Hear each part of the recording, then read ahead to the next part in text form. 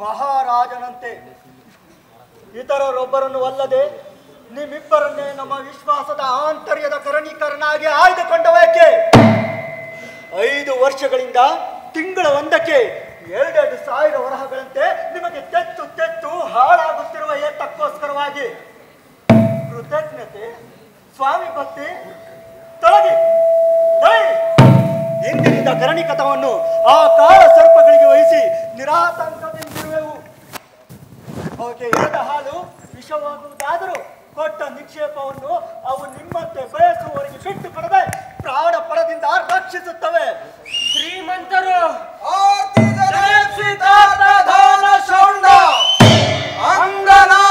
ಕುಸುಮ ಕೋದಂಡ. ಏನಿದು? ನಮ್ಮ ಆಜ್ಞೆಯನ್ನು ಮರೆತವನಾರು? ಅರಮನೆಯ ವಾದ್ಯಗಳೆಂಬಂತಿವೆ. ಕಂಗಳನ್ನು ಅರಳಿಸುವೆ ಏಕೆ ಹೇಳಿ? ನಮ್ಮ ಪ್ರಸಾದದಡಿಯಲ್ಲಿ ಆವ ವಾದ್ಯಗಳಾದರೂ ಮೌನವಾಗಿ ನಡೆಯಬೇಕೆಂದು ನಮ್ಮ ಕಟ್ಟಳೆಯನ್ನು ಆ ದುರಳ ನಾವನಾದರೂ ಸರಿಯೇ ಅವನಿಗೆ ತಿಳಿಸಿ ಬಾ. ಓ, ಆ ದುರಳನೇ ಶ್ರೀಮಂತರ ಕಟ್ಟಾಣತೆಯನ್ನು ಕಿವಿಯಾರೆ ಕೇಳಿ ರಾಜ್ಯ ಆಡಳಿತದ ಲೆಕ್ಕ ನಮಗೆ ಒಪ್ಪಿಸಿದ ಮಹಾರಾಜಗಳು ಮಂಡಳವಾಗುತ್ತಿದ್ದೇನೋ? ಹೌದು, ಆದರೆ ಸಂಬಂಧಿಸಿದ ಅತಿ ಗೌರವವಾದ ಹಲವು ಲೆಕ್ಕಪತ್ರಗಳನ್ನು ಅವರು ಮಹಾಸ್ವಾಮಿಯವರಿಗೆ ಮಾನಗಳನ್ನು ಸೇರಿದ ಅಪೂರ್ವ ಯಾತ್ರೆ ನಮ್ಮ ಜೀವ ಕುಟಿಲದವರೆಗೆ ಮಹಾಸ್ವಾಮಿಯವರು ಸುಖಾಸನವನ್ನು ಅನುಗೊಳಿಸಿಟ್ಟರೆ ನೀವು ತಿನ್ನುವ ಒಪ್ಪಿಗೆ ದ್ರೋಹ ಮಾಡಿದಂತಾಗುವುದೇ. ನಿನ್ನ ಲೆಕ್ಕಿಗರು ಹೊರಗಿಡದೆ ಬಚ್ಚಿಟ್ಟು ಮಾಯ ಮಾಡಿದ ರಾಜಮುದ್ರೆಗೆ ಸಂಬಂಧಿಸಿದ ಲೆಕ್ಕ ಪತ್ರಗಳನ್ನು ಆಮೂಲಾಗ್ರವಾಗಿ ಪರಿಶೀಲಿಸಿ ತಿಳಿಯಬೇಕೆಂಬ ಉದ್ದೇಶದಿಂದಲೇ ನಾವಿಲ್ಲಿಗೆ ಬಂದಿರುವೆವು. ಇರಬಹುದು. ಅವೆಲ್ಲಿ ಬೇಗನೆ ತರಿಸು. ಆಗಬಹುದು. ಬಾಪುಟ ಸ್ವಾಮಿ, ನನ್ನೆದುರಲೇ ನಿಂತಿರುತ್ತಲೇ ಮಾತನಾಡುವುದನ್ನ ಇನ್ನಾದರೂ ಬಿಟ್ಟು ಬಾ, ಉಳಿರು. ನಿನಗೆ ಇಂದಿಗಳೇನು ಬೇಕು? ಬಿಜಾಪುರದ ವಿದೇಶಿ ಗಾಯಕನ ಆ ವಾದ್ಯ, ಬಳ್ಳಾರಿಯ ಮನೋರಮೆ, ಪಾದಶಾಹನ ಮಹಾಲ್ಗಳನ್ನು ಅಪಹಾಸ ಮಾಡುವಂತಹದೊಂದು ಅಂತಃಪುರ, ಅದನ್ನು ಬಳಸಿ ಸಾಂಗವಾಗಿ ಪರಿಪರಿಯ ಪುಷ್ಪ ಉದ್ಯಾನಗಳು. ಆಯ್ತೆ ಬಾಪುಟ ಸ್ವಾಮಿ, ನೀನು ಕುಳಿತಿರದಿದ್ದರೆ ನಾನು ಅವ ಮಾತನ್ನು ಆಡುವುದಿಲ್ಲ. ನಾವು ಸೂಚಿಸಿದ ಲೆಕ್ಕಪತ್ರಗಳನ್ನು ಒಪ್ಪಿಸಬಹುದಷ್ಟೇ. ನಮಗಿದು ಅರ್ಥವಾಗುತ್ತಿಲ್ಲ. ಏನು? ನಿನ್ನ ಇಂದಿನ ಈ ವೇಷವಿದು. ಆ ರಂಗ ಜೋಯಿಷರೇನಾದರೂ ತಪ್ಪಿ ಇವತ್ತು ಮಹಾನವಮಿಯ ಪಾಡ್ಯಮಿ ಎಂದು ನಿನಗೆ ಭ್ರಮೆಯನ್ನು ಹುಟ್ಟಿಸಿಟ್ಟರೋ? ಮತ್ತೆ ಆ ಒಡ್ಡೊಲಗದ ಉಡುಗೆ ತೊಡುಗೆಗಳು, ಪಟ್ಟದ ಕತ್ತಿ, ಶಿಕಾರಸ, ಮುದ್ರೆಂಗುರ ಹೀಗೆ ಹಿಂದೇಕೆ? ಇವೆಲ್ಲವನ್ನು ಬೊಕ್ಕಸದಿಂದ ನಿನಗೆ ತೆಗೆದಿತ್ತವರಾರು? ನಮಗೆ ಅರ್ಥವಾಗುತ್ತಿಲ್ಲ. ದಳವಾಯಿ ಮಹಾಶಯರೇ, ನಮ್ಮಿದಿರಲ್ಲೇ ಆದರೂ ನಮಗೆ ಸಲ್ಲತಕ್ಕ ಗೌರವ ಮರ್ಯಾದೆಗಳನ್ನರಿತು ನೀನು ನಡೆದುಕೊಳ್ಳಬೇಕೆಂದು ನಾವಾಗಿಯೇ ನಿರ್ವಹಿಸೋಣವೇ? ಹಾಗೆಂದರೆ ನಿನ್ನ ವಿಷಯವನ್ನು ಏಕವಚನದಲ್ಲಿ ಮಾತನಾಡಿಕೊಳ್ಳುತ್ತಾ ನಾವಾರಂಬುದನ್ನು ಮರೆಯದಿರೋ. ನೀವಾರು? ನಾವಾರು? ಶ್ರೀಮತ್ ಪಶ್ಚಿಮ ರಂಗನಾಥ ಪಾದಾರವಿಂದ ಮಧುಕರಾಯಿತ ಚಿತ್ತ ಮತ್ತರಿ ಪುಷಂಡ ಖಂಡ ನೋರ್ದಂಡ ಧೋರ್ದಂಡ ಆರ್ತಿ ಜನೆ ಸಿತಾರ್ಥ ದಾನ ಶೌಂಡ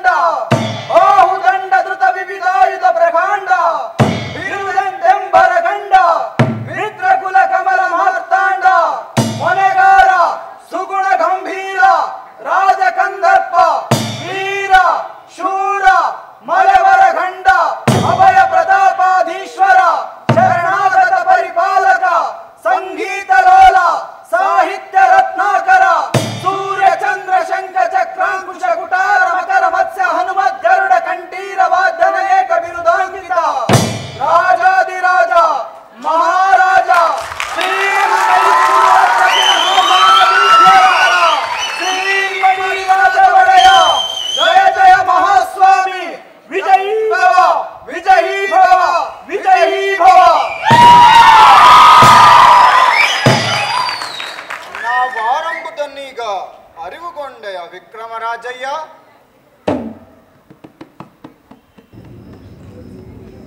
ಪಾದದ ಸೇವಕರ ಸರ್ವ ಅಪರಾಧಗಳನ್ನು ಕ್ಷಮಿಸಿ ಮಹಾಸ್ವಾಮಿಯವರು ಕಾಪಾಡಬೇಕು.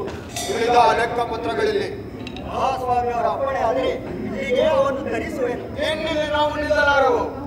ನಾಳಿನ ಪ್ರಾತಃಕಾಲಕ್ಕೆ ಆಸ್ಥಾನದ ಮಹಾಸಭೆಯು ನೆರವೇರುವುದು. ಆಗಳಿಗೆ ಅಲ್ಲಿಗೆ ಹಾಕಿದ ಲೆಕ್ಕಪತ್ರಗಳು ಅಲ್ಲಿ ನಮ್ಮ ಪರಂಪರೆಗೆ ಸಿದ್ಧವಾಗಿರಬೇಕು.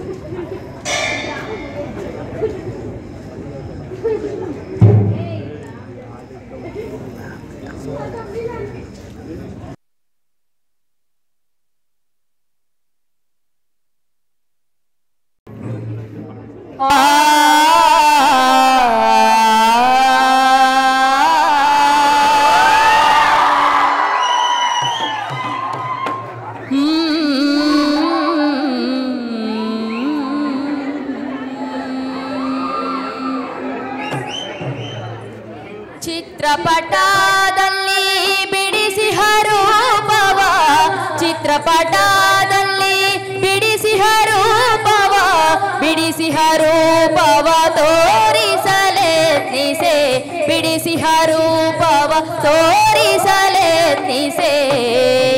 ಬರೇ ಬರನು ಧೀರ ರಾಜಕುಮಾರ ಬಾರನೆಲೆ, ಬರೇ ಬರನು ಧೀರ ರಾಜಕುಮಾರ ಬಾರನೆಲೆ. ಆ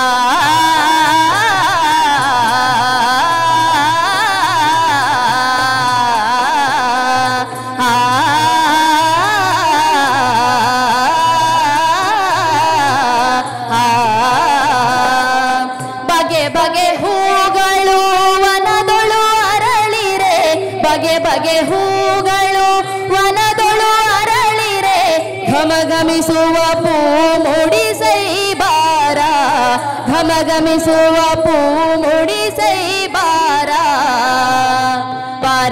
ವಿರಸಧೀರ ರಾಜಕುಮಾರ ಬಾರ ಸಖ,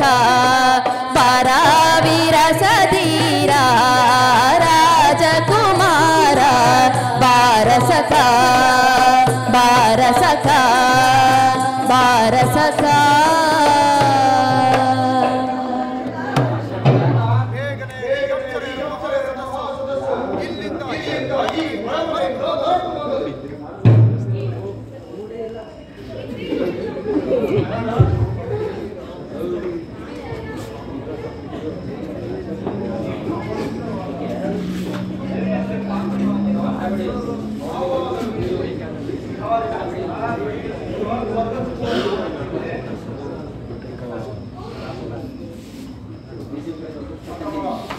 ಸರ್ವಕರ್ತನಾದ ಪರಮೇಶ್ವರನು ನನ್ನ ಈ ಭುಜಕ್ಕೆ ವಹಿಸಿಕೊಂಡಿರುವ ರಾಜ್ಯಭಾಗವನ್ನು ಅಂಗೀಕರಿಸಿ ಅರ್ಥ ಮಾಡಿಕೊಂಡು ಪ್ರಜಾಲೋಕವನ್ನು ಮಕ್ಕಳನ್ನು ಪರಿಪಾಲಿಸುತ್ತಾ ನಾನು ಜನ್ಮಿಸಿದ ವೀರ ಕ್ಷತ್ರಿಯ ವಂಶಕ್ಕೆ ಪರಿಮಳ ಬೆಳೆಸದಂತೆ ಉತ್ತಮ ಶೌರ್ಯ ಅವತಾರಗಳನ್ನು ಬಳಸಿ ನನ್ನ ಹೆಸರನ್ನು ಸಾರ್ಥಕ ಮಾಡಿಕೊಂಡು ಸ್ವತಃ ಬಿರುದಂತಂಬರ ಗಂಡನಾಗಿ ಮಹಾರಾಜನಾಗಿ ನಾಗರಿಸಿದೆ.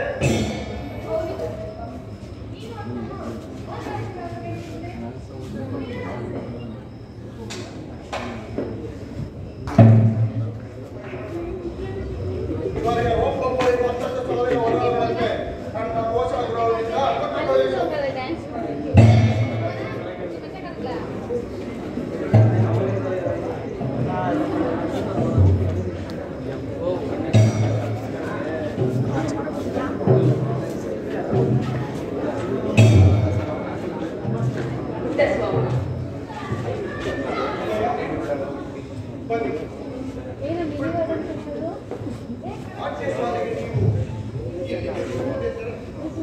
ಇಂದು ಬೆಳಗಾಗುವುದರಲ್ಲಿ ನೇತ್ರೋತ್ಸವವಾಯಿತು. ಈ ಆನಂದದ ಸಂಭ್ರಮದಲ್ಲಿ ಕಾಲ ದೇಶ ನಿಮಿತ್ತಗಳ ಹೌದು ಅಮ್ಮಯ್ಯ, ಹಿಂದೆ ತಾನೇ ನನಗೆ ಜನ್ಮಾಂತರ ಪ್ರವೇಶವಾದದ್ದು. ಅಮ್ಮಯ್ಯ, ಕುಳಿತುಕೊಳ್ಳಿ.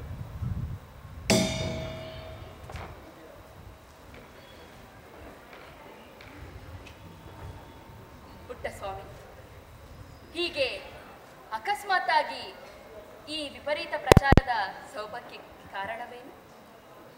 ಮತ್ತೆ ಅಮ್ಮಯ್ಯ, ಹೌದು, ನನ್ನ ಅಪ್ಸರೆಯರನ್ನು ಬೀಳ್ಕೊಂಡು ಅವರವರ ಸ್ಥಾನಗಳಿಗೆ ಕಳೆದನು. ಅವರ ಸ್ಥಾನಗಳಿಗೆ ಪ್ರತಿಯಾಗಿ ಸಂಗೀತ ವಾದ್ಯಗಳಲ್ಲಿ, ಶಸ್ತ್ರಾಸ್ತ್ರಗಳಲ್ಲಿ, ಸಾರಿಮೇಳಕ್ಕೆ ಪ್ರತಿಯಾಗಿ ಸಪ್ತಾಂಗ ಮುದ್ರೆಯ ಮಂದನಗಳನ್ನು, ನನ್ನ ಪ್ರಜೆಗಳ ಕ್ಷೇಮಾಭ್ಯುದಯಗಳನ್ನು ಕೈಗೂಡಿ ನೆರವೇರಿ ನಿಮ್ಮ ಆಶೀರ್ವಾದದಿಂದ ನನ್ನನ್ನು ಚರಿತಾರ್ಥನನ್ನಾಗಿ ಮಾಡಬೇಕಾಗಿದೆ. ಆ ಮಹಾದೇವನು ನಿನಗೆ ಮಂಗಳವನ್ನುಂಟು ಮಾಡಿ ರಕ್ಷಿಸಿಕೊಳ್ಳಲಿ. ಪುಟ್ಟಸ್ವಾಮಿ, ಮತ್ತೆ ಆ ವಿಕ್ರಮರಾಯನನ್ನು ಏನು ಮಾಡುವೆ? ಅವನ ಕೃತ್ರಿಮತೆಯನ್ನು, ಸುಳ್ಳು ಲೆಕ್ಕಪತ್ರಗಳನ್ನು ನಾಳಿನ ಓಲಗ ಶಾಲೆಯಲ್ಲಿ ಇಡೀ ಲೋಕಕ್ಕೆ ತಿಳಿಯುವಂತೆ ವಿಚಾರಿಸಿ ವ್ಯಕ್ತಗೊಳಿಸಿ ಅವನ ಸರ್ವಸ್ವವನ್ನು ಅರಮನೆಗೆ ತೆಗೆದುಕೊಂಡು ಬಂದು ಅವನನ್ನು ದೊಡ್ಡ ಗಿಡ್ಡಂಗಿಗೋ ಶೂಲ ದಮ್ಮರದ ತುತ್ತ ತುದಿಗೋ ನೂಕಿ ತೀರಿಸುವೆನು. ಎರಡನೆಯದೇ ಕ್ಷೇಮಕರವಾದದ್ದು. ಹಾಗೆಯೇ ಆಗದಮ್ಮಯ್ಯ. ಆದರೂ ಅವನ ವಿಚಾರದಲ್ಲಿ ಎಚ್ಚರದಿಂದಿರು ಪುಟ್ಟಸ್ವಾಮಿ. ನಿನ್ನ ಅಪ್ಪಾಜಿಯ ಕಾಲಾನಂತರದಲ್ಲಿ, ಅಂದರೆ ಸುಮಾರು 20 ವರ್ಷಗಳಿಂದ ರಾಜ್ಯದ ಆಯವ್ಯಯಗಳೆಲ್ಲ ಆ ದಳವಾಯಿಗಳ ಕೈಯಳತೆಯಾಗಿದ್ದು, ಆ ದುಷ್ಟ ಧೂರ್ತರು ರಾಜಶಕ್ತಿಯ ಆ ದುರುಪಭೋಗದ ಸವಿಯನ್ನು ಚೆನ್ನಾಗಿ ಕಂಡುಕೊಂಡಿದ್ದಾರೆ. ನಿನಗಿಂತಲೂ ಮೊದಲು ಆಳಿದ ನಿನ್ನ ಅಣ್ಣಾಜಿಯವರ ಮಕ್ಕಳು, ಅಂದರೆ ಆ ಚಾಮರಾಜ ಒಡೆಯರು ಪಟ್ಟಕ್ಕೆ ಬಂದಾಗ ಏನೊಂದು ಅರಿಯದ ಮಗುವಾಗಿದ್ದರು. ಆಗ ಪಾಠವನ್ನು ಓದಿಸುತ್ತಿದ್ದ ಆ ರಂಗನಾಥ ದೀಕ್ಷಿತ, ದಳವಾಯಿಯಾಗಿದ್ದ ಬೆಟ್ಟದ ಅರಸು ಆ ಬೊಮ್ಮರಸ ಪಂಡಿತ, ಆರು ಈಗಲೂ ಅರಮನೆಗೆ ಔಷಧವನ್ನೊಪ್ಪಿಸುವ ನಿಯೋಗಿ ಬೊಮ್ಮರಸ ಪಂಡಿತನೇ? ಹೌದು ಕಂದ. ಇವರೆಲ್ಲರೂ ಆ ಚಾಮರಾಜ ಒಡೆಯರಿಗೆ ರಾಜ್ಯದಾಡಳಿತದಲ್ಲಿ ಒಮ್ಮೆಯೂ ಮನವಾಗದಂತೆ ಸರ್ವದಾ ಸ್ತ್ರೀಲೋಲರಾಗಿರುವಂತೆಯೂ ಸಮಟ್ಟಿ ಆಡುತ್ತಿದ್ದರು. ನೀಚರು! ಇದಕ್ಕೆ ವಿಕ್ರಮರಾಯನ ಒಪ್ಪುಗೆಯೂ ಸಹಾಯವೂ ಇದ್ದಿತಷ್ಟೇ. ಆಗ ಅವನೂ ಒಬ್ಬ ದಳವಾಯಿಯಲ್ಲವೇ? ಆಗ ನೀವು ಅರಮನೆಯವರು, ಅಂತಃಪುರದವರು, ನೀವು ಮಾಡುತ್ತಿದ್ದದ್ದೇನು? ನಮ್ಮಿಂದೇನೂ ಆಗುವಂತಿರಲಿಲ್ಲ ಕಂದ. ನಾವು ಅಬಲೆಯರಾದ ಹೆಂಗಸರು. ಹೆಂಗಸರು? ಪುಟ್ಟಸ್ವಾಮಿ,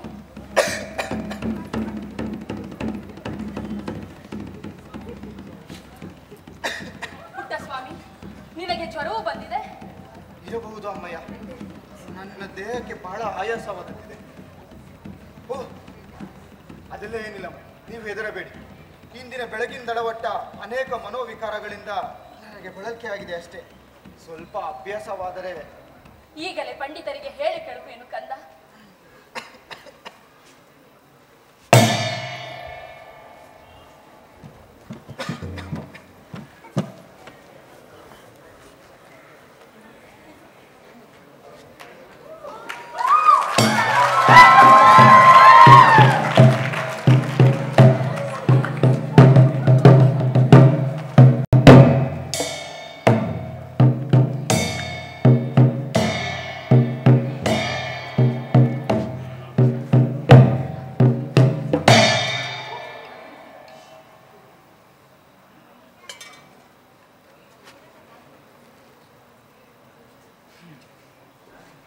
ತುಂಗ, ತುಂಗ, ತುಂಗ!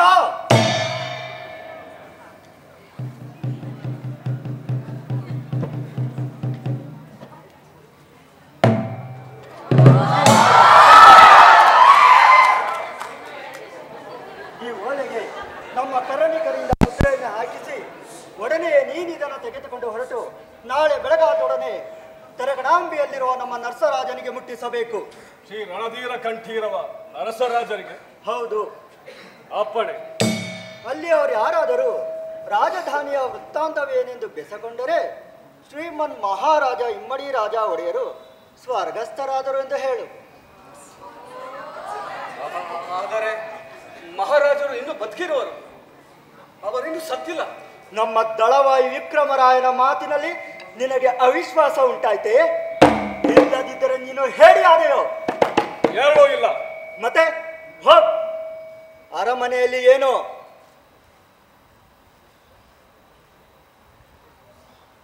ಆಳಿದ ಮಹಾಸ್ವಾಮಿಯವರು ಶ್ರೀಮನ್ ಮಹಾರಾಜ ಶ್ರೀ ಇಮ್ಮಡಿ ರಾಜ ಒಡೆಯರು ನಿನ್ನೆ ಸ್ವರ್ಗಸ್ಥರಾದರು.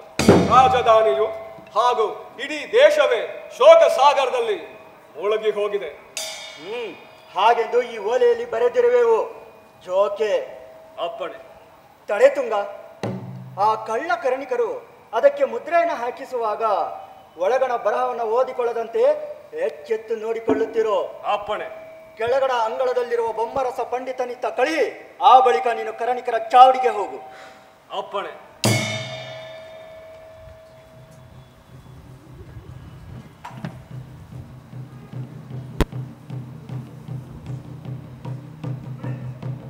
ಬಾ ಪಂಡಿತ, ಕುಳಿತುಕೋ. ನಿನ್ನ ವೇಷವು ಅರಮನೆಗೆ ತವಕದ ಪ್ರಯಾಣವನ್ನು ಸಾರುತ್ತಿರುವುದು? ಹೌದು, ಪುಟ್ಟಸ್ವಾಮಿಯವರು ಆಯಾಸದಿಂದ ಮೂರ್ಛಿತನಾಗಿರುವನಂತೆ. ಪಂಡಿತ, ನೀನು ಅರಮನೆಗೆ ಹೋಗಿ ಅಲ್ಲಿ ಅಪಮಾನಿತನಾಗಬಾರದೆಂಬ ಅಭಿಪ್ರಾಯದಿಂದಲೇ ನಾವು ನಿಲ್ಲಿಗೆ ಹೀಗೆ ಬರಮಾಡಿದ್ದು. ನಮ್ಮನ್ನಾಳುವ ಶ್ರೀಮನ್ ಮಹಾರಾಜ ಇಮ್ಮಡಿ ರಾಜ ಒಡೆಯರನ್ನು ಇನ್ನು ಈಗಳಿಂದ ಪುಟ್ಟಸ್ವಾಮಿಯೇ ಇನ್ನು ಮುಂತಾದ ಸಲುಗೆಯ ಹೆಸರುಗಳಿಂದ ಸಂಬೋಧಿಸಿದರೆ ರಾಜದ್ರೋಹವೆನಿಸುವುದು. ಶ್ರೀಮಂತರು ಹಾಗೆ ವಿಧಿಸಿದರೆ ಅಪ್ಪಣೆ. ಶ್ರೀಮಂತರಿಗೂ ಅದೇ ಗತಿಯಾಗಿದೆ. ನಮ್ಮ ದಳವಾಯಿತನದ ಆಯಸ್ಸು ನಾಳೆಗೆ ಬರಿದಾಗುವುದು. ಹಾಗಂದರೆ? ಹೌದು, ಬೇರೆ ದಳವಾಯಿನಾಳುವ ಶಕ್ತಿಯು ಮಹಾಸ್ವಾಮಿಯವರಿಗೆ ಮೈದೋರಿ ಸಿದ್ಧವಾಗಿರುವುದು. ಇನ್ನೆಂದರೆ ಆಳುವ ಮಹಾಸ್ವಾಮಿಯವರು ನಾಳಿನ 10 ಸ್ವತಂತ್ರವಾಗಿ ನಿರ್ಣಯಿಸಿರುವ ಒಡ್ಡಲಗದಲ್ಲಿ ತಮ್ಮ ಅಪ್ಪಾಜಿಯವರ ಆಳ್ಗಡೆಯಿಂದ ಇಂದಿನವರೆಗೆ ನಡೆದಿರುವ ರಾಜ್ಯದ ಆಯವ್ಯಯದ ಲೆಕ್ಕಪತ್ರಗಳನ್ನೆಲ್ಲ ಕುಲಂಕುಷವಾಗಿ ಒಪ್ಪಿಸಿಕೊಳ್ಳುವರು. ಅದಕ್ಕೆ ನಾವು ಅನುಕೊಂಡಿರುವೆವು. ಇಲ್ಲ ಪಂಡಿತ, ಮೈಸೂರ ರಾಜವಂಶದ ಅಪ್ರತಿಹತವಾದ ಬುದ್ಧಿಶಕ್ತಿಯ ತೀಕ್ಷ್ಣತೆಯನ್ನು ನೀನು ತಿಳಿಯಲಾರೆ. ಇಂದು ಪ್ರಾಂತ ಕಾಲದಲ್ಲಿಯೇ ಅವರಿಗೂ ನಮಗೂ ಅರಿವಾಗದಂತೆ ಹಠತ್ತಾಗಿ ಕರ್ಣಿಕರ ಚಾವಡಿಗೆ ನುಗ್ಗಿ 3 ವೀಸಪಾಲು ಲೆಕ್ಕಪತ್ರಗಳನ್ನೆಲ್ಲ ಮಹಾಸ್ವಾಮಿಯವರು ಬರಾಂಪರಿಸಿ ಅರ್ಥ ಮಾಡಿಕೊಂಡಿರುವರು. ಹಾಗಾದರೆ ನಾನು 19 ವರ್ಷ 2 ತಿಂಗಳು ನಿನಗೆ ನಿಯೋಜಿತನವಾದ ಬಳಿಕ ವಿಶೇಷಣವಾಗಿ ಮಹಾಸ್ವಾಮಿಯವರ ಅರಮನೆಯ ಬೊಕ್ಕಸದಿಂದ ನಿಷ್ಕಾರಣವಾಗಿ ಮೋಸದಿಂದ ನೀನು ಪಡೆದಿರುವ 2,48,364 ದುರ್ಗಿ ವರಹಗಳ ಲೆಕ್ಕವು ಮಹಾಸ್ವಾಮಿಯವರಿಗೆ ಅಳಿವು ಕೊಟ್ಟು ನಿರ್ಧರಿತವಾಗಿದೆ. ಅಯ್ಯೋ ಬೊಮ್ಮರಸ ಪಂಡಿತ, ಇದಕ್ಕೆ ನಿನ್ನ ಉತ್ತರವಾದರುವೇನು? ನನ್ನ ಉತ್ತರವೇ ಕಾವೇರಿಯ ಪ್ರವಾಹದಲ್ಲಿ. ಪಂಡಿತ, ಕುಳಿತುಕೋ. ನಿನ್ನ ಮುಖದ ಬೆಮರನ್ನ ಒರೆಸಿಕೋ. ಆಗ ಸಾವಧಾನತೆಯಿಂದ ಕೇಳು.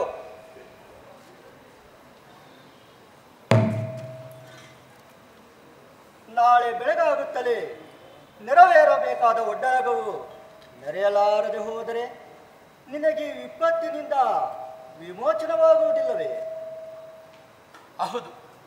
ಹೌದು. ಅದನ್ನು ನಿಲ್ಲಿಸಲಾರವೇ? ಅದಕ್ಕೆ ನಾವು ಅರಮನೆಗೆ ಬೆಂಕಿಯನ್ನಿಟ್ಟು ಒತ್ತಿಸಿ ಬೇಯಿಸಿ ಬಿಡೋಣ. ಆಗಲೂ ಮಹಾಸನ್ನಿಧಾನವನ್ನು ಸಭೆಯಲ್ಲಿ ಓಲೆಯಲೇಬೇಕಾಗುವುದು. ಅಂದರೆ ಒಡ್ಡಲಗವು ನಡೆಯುವುದು. ಎಲ್ಲಿ, ಹೇಗೆ? ಎಲ್ಲಿಯೋ ಒಂದು ಗುಡಿಸಲಲ್ಲಿ. ಹೇಗೆ? ಓಲಗ ಕೊಡಲು ತಾವೇ ನಿಶ್ಚಯಿಸಿ ನೇಮಿಸಿ ಸಾಧಿಸಿಯೇ ಬಿಡಬೇಕೆಂಬ ಅರ್ಪ. ಅವರು ನೀನಿಡುವ ಬೆಂಕಿಯಿಂದ ಮೈದಪ್ಪಿಸಿಕೊಂಡರೆ? ಹೌದು, ಅವರು ಓಲಗವಿಯಲಾಗದಷ್ಟು ನಾಳಿನ ದಿವಸಕ್ಕೆ ಮಹಾಸ್ವಾಮಿಯವರು ಇಂದಿನ ಆಯಾಸದಿಂದಲೇ ಏಳಲಾಗದಷ್ಟು ಅಸ್ವಸ್ಥರಾಗಿರುವರು. ನಿನ್ನ ಮದ್ದಿನ ಗುಣವು ತೀರಿದ ಬಳಿಕ ಅವರು ಎಚ್ಚರಗೊಂಡು ಹೇಳುವರಷ್ಟೇ. ಆಗಲಾದರೂ ವಿಚಾರಣೆಯು ತಪ್ಪುವಂತಿಲ್ಲ. ಇಂದಿನ ಆಯಾಸದಿಂದ ಅವರಿಗೆ ಮನೋವೈಕಲ್ಯವು ಆಜೀವನವು ಹುಚ್ಚು ಬಂದಡಿಸಿದರು. ಅವರ ಆಪ್ತರು, ಮಿತ್ರರು, ಬಾಂಧವರು ಕಿಸುರ್ದೇರಿನ ನಿನ್ನನ್ನು ಸುಮ್ಮನೆ ಬಿಡುವರೇನು? ಮುಂದಿನದು ಎಂತಹ ಮಹಾಪಾತಕ! ಹೌದು ಪಂಡಿತ, ಒಂದು ಸುಳ್ಳನ್ನು, ದುಷ್ಕೃತ್ಯವನ್ನು, ಅಪರಾಧವನ್ನು ಮುಚ್ಚಿ ಗೆಲ್ಲುವುದಕ್ಕೆ, ಸಮರ್ಥಿಸಿ ಸಾಧಿಸಿ ಜೀರ್ಣಿಸಿಕೊಂಡು ಬದುಕುವುದಕ್ಕೆ ಅಂತವು ಇನ್ನು ಉತ್ಕಟವಾದವು 10, 100, 1000 ಗಣನೆಗೆ ಹುಟ್ಟಿ ಒದವಬೇಕು.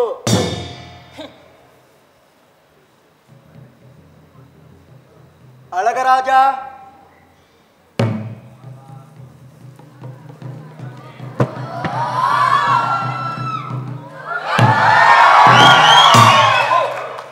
ಅಳಗರಾಜ, ಬೊಮ್ಮರಸ ಪಂಡಿತನು ಅರಮನೆಯ ಹೊಸ್ತಿಲನ್ನು ದಾಟಿದ ಆ ಕ್ಷಣವೇ ನಾವದನ್ನು ತಿಳಿಯಬೇಕು.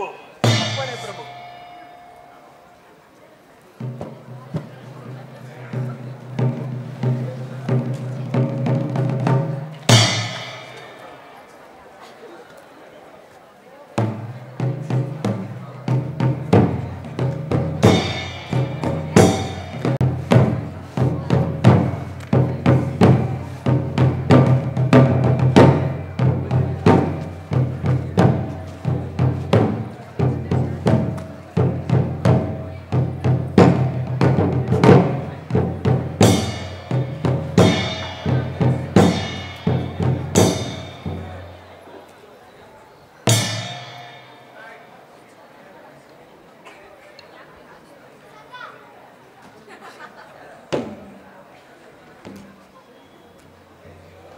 ಏನಾ ಪಂಡಿತನು ಬರುವುದೇ ಇಲ್ಲವೇನು?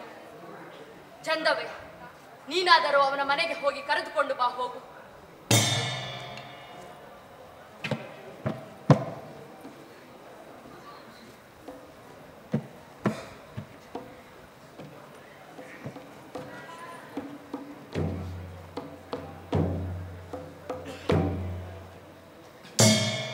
ಪಂಡಿತರೇ, ಪುಟ್ಟಸ್ವಾಮಿಯವರು ಮಹಾರಾಜರಿಗೆ ಅಸ್ವಸ್ಥತೆ ಎಂದು ಚಂದವೆಯು ನಿಮಗೆ ತಿಳಿಸಿ ಎಷ್ಟು ಹೊತ್ತಾಯಿತು? ಆಗಲೇ ಒಗಗೊಟ್ಟು ಮಾತನಾಡಿ. ಅರಮನೆಯ ಎದುರಿಗೆ ಕರಾಟದ ನೆನಪುಂಟಾಗಿ ಹಿಂದಿರುಗಿ ಹೋಗಬೇಕಾಯಿತು. ಇರಬಹುದು. ನಿಮ್ಮ ಈ ಕಾಳ ವಿಳಂಬದ ಅಕ್ಷಮ್ಯವಾದ ಅಪರಾಧವನ್ನು ಮಹಾರಾಜರು ಎದ್ದ ಬಳಿಕ ವಿಚಾರಿಸಿಕೊಳ್ಳುವರು. ಈಗ ನನ್ನ ಪುಟ್ಟಸ್ವಾಮಿಗೆ ಏನಾಗಿದೆ ನೋಡಿ.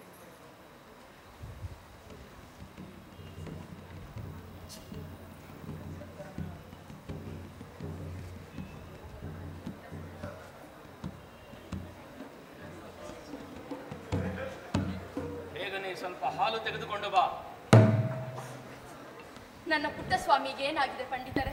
ಆ ಹೃದ್ರೋಗ ನಾನು ಆದಿಯಿಂದಲೂ ಹೇಳುತ್ತಿದ್ದುದು ಉತ್ಕಟಾವಸ್ಥೆಗೇರಿದೆ. ಲಕ್ಷಣಗಳು ಮಂಗಳಕರವಾಗಿಲ್ಲ.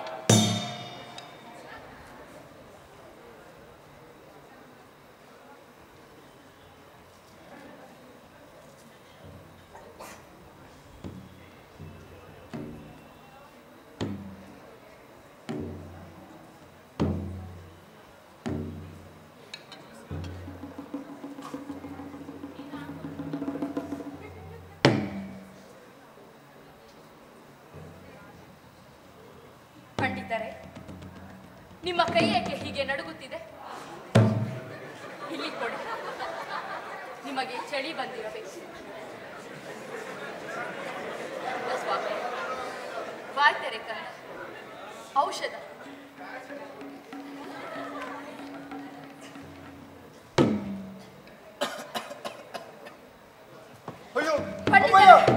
ಪಂಡಿತರೇ, ಇಲ್ಲಿ ನೋಡಿ, ಏನಾಗಿ ಹೋಯ್ತು?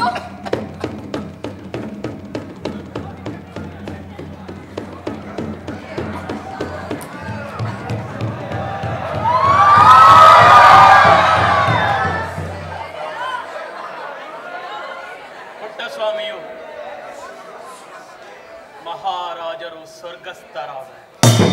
ಅಯ್ಯೋ!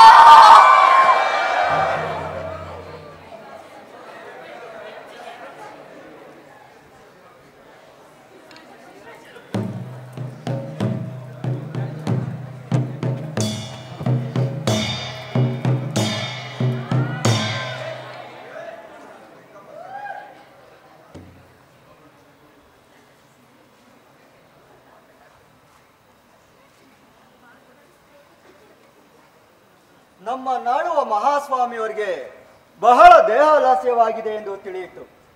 ಈಗ ಹೇಗಿದೆ ಪಂಡಿತ್ರೆ? ಮಹಾಸ್ವಾಮಿಯವರು ಸ್ವರ್ಗಸ್ಥರಾದ.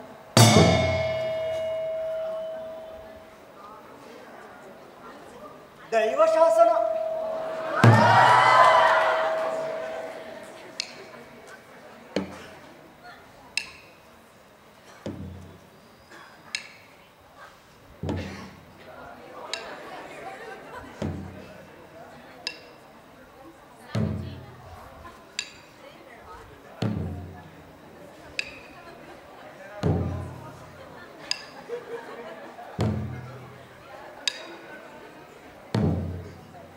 ಮಹಾಸ್ವಾಮಿಯವರ ಈ ಆಕಸ್ಮಿಕವಾದ ಅಕಾಲ ಮರಣದಿಂದ ಒದವಿರುವ ರಾಜ ಕಾರ್ಯದ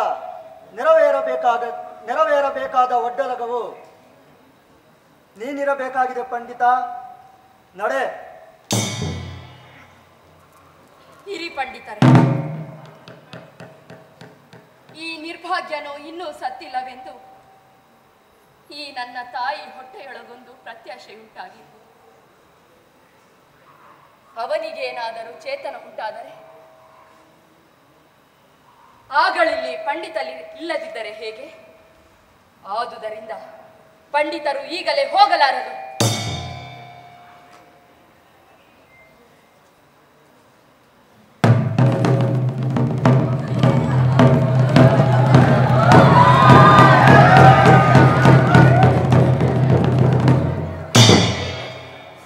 ಇಲ್ಲಿ ಬನ್ನಿ ಪಂಡಿತರೇ. ಏಕೆ?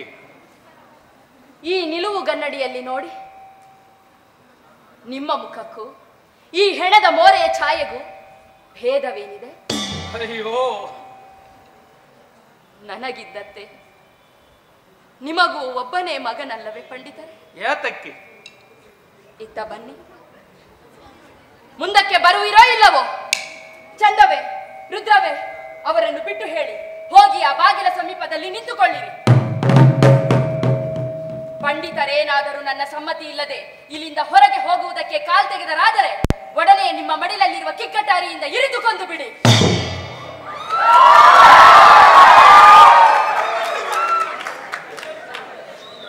ಈಗ ಅರ್ಥವಾಯಿತೆ ಪಂಡಿತರೇ? ಕುಳಿತುಕೊಳ್ಳಿ, ಕುಳಿತುಕೊಳ್ಳಿ. ಆ ಶವದ ಕಾಲ್ಗಳನ್ನು ಮುಟ್ಟಿ ಹಿಡಿದುಕೊಳ್ಳಿ. ಇಷ್ಟವಿಲ್ಲವೇನು? ಚಂದವೇ, ರುದ್ರವೇ, ಎಲ್ಲಿ? ಈಗ ಹೇಳಿ. ಈ ಇಮ್ಮಡಿ ರಾಜ ಒಡೆಯನ ಹೆಣದ ಸಾಕ್ಷಿಯಾಗಿ, ನಿಮ್ಮ ಒಬ್ಬನೇ ಪುತ್ರನ ಸಾಕ್ಷಿಯಾಗಿ, ಆ 6 ಹಂತನ ಸಾಕ್ಷಿಯಾಗಿ ಇಂದೀಗ ನನ್ನ ಪುಟ್ಟ ಸ್ವಾಮಿಗೆ ಔಷಧವೆಂದು ವಿಷದ ಚೂರ್ಣವನ್ನು ಕೊಟ್ಟುವುದು ಉಂಟೆ ಇಲ್ಲವೇ? ಮಹಾರಾಣಿಯವರೇ,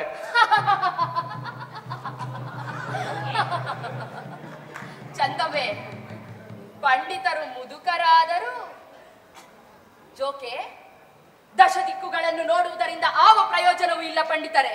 ನೀವು ಹಾಗೆ ಪ್ರತಿಜ್ಞೆ ಮಾಡದಿದ್ದರೆ ಇಲ್ಲಿಂದ ಪಾರಾಗಿ ಹೊರಡಲಾರಿರಿ ಜೋಕೆ. ಈ ಮೃತನಾದ ಮಹಾರಾಜನ ಪಾದದಾಣೆಯಿಂದ ನನ್ನ ಮಗುವಿನ ಸಾಕ್ಷಿಯಾಗಿ ನಾನು ಇದೀಗ ಔಷಧ ಎಂದು ಪುಟ್ಟ ಸ್ವಾಮಿಗೆ ವಿಷದ ಚೂರ್ಣ ಕೊಟ್ಟಿದ್ದು ಉಂಟು. ಸದ್ದು ಸದ್ದು ಆಯ್ತು. ಇದು ವಿಕ್ರಮರಾಯನಿಗೆ ತಿಳಿದಿದೆಯೋ? ಅವರೇ ನನಗಿದು ಸೂಚಿಸಿ ಹೇಳಿಕೊಟ್ಟವರು.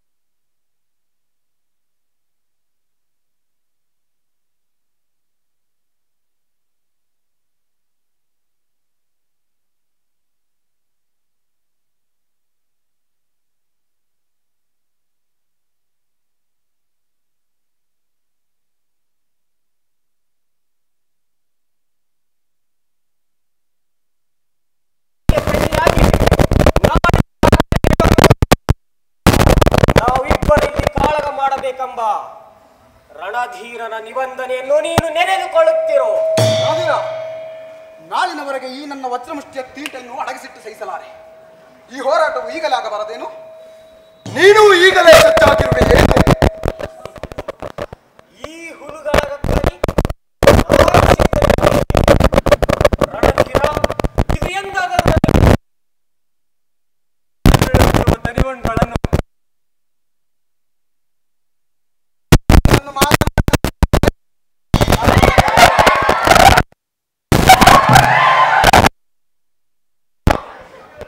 ಈ ನಿಸ್ತಾರವಾದ ಕಲಿಯುಗದಲ್ಲಿ ಈ ಇಬ್ಬರು ಭೀಮಂದಿರು ಪಟ್ಟು ಹಿಡಿದು ಪ್ರತ್ಯಕ್ಷವಾಗಿ ಹೆಣಗುತ್ತಿರುವುದನ್ನು ನೋಡುವ ಪುಣ್ಯವು ಎಲ್ಲಿ ತಪ್ಪಿಸಿಕೊಂಡು ಓಡಿ ಹೋಗುವುದೋ ಎಂದು ನನಗೆ ಹೆದರಿಕೆ. ಜಗದ ನಿರೀಶನೆಂದು ಹೆಸರಿಟ್ಟವರು ಶುದ್ಧ ಮೂಢರು. ನಮ್ಮನ್ನು ಈಗ ನಗಿಸಿ ನಗಿಸಿ ನೋಯಿಸುವ ನಿನಗೆ ಆ ಬಿರುದು ಸಲ್ಲದ. ಇತರರಿಂದ ಹಿಂಡು ಬೇರೆಯವರನ್ನು ನಗಿಸಬೇಕಾದ ನಿರ್ಭಾಗ್ಯನು ಎಷ್ಟರ ಮಟ್ಟಿನ ಕಷ್ಟಗಳನ್ನು ಹಿಂಸೆಗಳನ್ನು ಜಿತೆ ಪ್ರಯೋಗಿಸಿ ಬಳಲಬೇಕೆಂಬುದನ್ನು ನೀನರಿಯೆ. ಈ ಭೀಮಸೇನರ ಬಾಹುಯುದ್ಧಕ್ಕೆ ಅಪ್ಪಣೆ ಆಗಬಹುದು.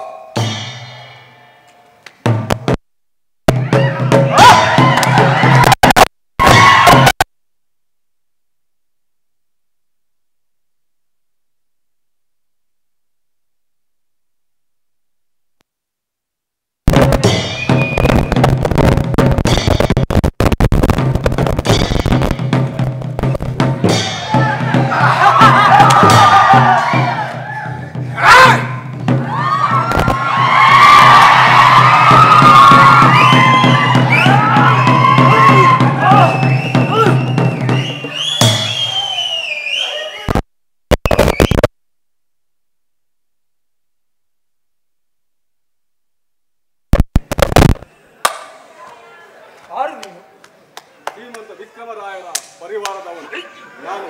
ಶ್ರೀರಂಗಪಟ್ಟಣದಿಂದ ಬಂದಿರುವ ಅವಸರದ ಬೇಗಾಯಿ. ಓ, ಶ್ರೀರಂಗಪಟ್ಟಣದ ಅವಸರದ ಓಲೆಕಾರ. ಹೀಗೆ ಬಾ ಬೇಗಾಯಿನ ಮಹಾಶಯ. ನಿನ್ನ ಓಲೆಯು ಯಾರಿಗೆ?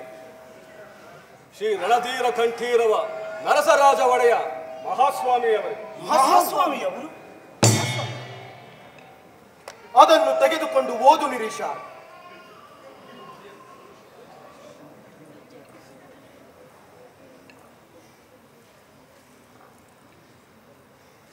ನಮ್ಮ ಕಂಠೀರವ ನರಸರಾಜನಿಗೆ ಅದಾಗಿ ಶ್ರೀಮನ್ ಮಹೀಶೂರು ರತ್ನ ಸಿಂಹಾಸನಾಧೀಶ್ವರ ಶ್ರೀ ಇಮ್ಮಡಿ ರಾಜ ಒಡೆಯರು ಸ್ವರ್ಗಸ್ಥರಾದರು.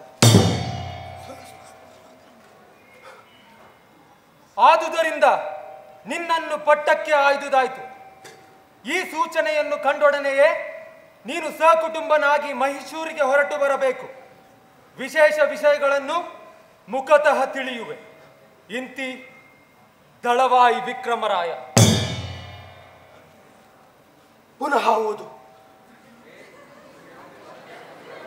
ನಮ್ಮ ಕಂಠಿ ರಾಜನಿಗೆ ಅದಾಗಿ ಶ್ರೀಮನ್ ಮಹೀಶೂರು ರತ್ನ ಸಿಂಹಾಸನಾಧೀಶ್ವರ ಶ್ರೀ ಇಮ್ಮಡಿ ರಾಜ ಒಡೆಯರು ಸ್ವರ್ಗಸ್ಥರಾದರು. ಆದುದರಿಂದ ನಿನ್ನನ್ನು ಪಟ್ಟಕ್ಕೆ ಆಯ್ದುದಾಯಿತು. ಈ ಸೂಚನೆಯನ್ನು ಕಂಡೊಡನೆಯೇ ನೀನು ಸಕುಟುಂಬನಾಗಿ ಮಹೀಶೂರಿಗೆ ಹೊರಟು ಬರಬೇಕು. ವಿಶೇಷ ವಿಷಯಗಳನ್ನು ಮುಖತಃ ತಿಳಿಯುವೆ. ಇಂತಿ ದಳವಾಯಿ ವಿಕ್ರಮರಾಯ. ನಿನ್ನ ಹೆಸರೇನು? ರಾಯ ತುಂಗರಾಯ. ತುಂಗರಾಯ. ನಮ್ಮ ತಮ್ಮಾಜಿಯವರು ಅವರಿಗೇನಾಗಿದ್ದಿತ್ತು?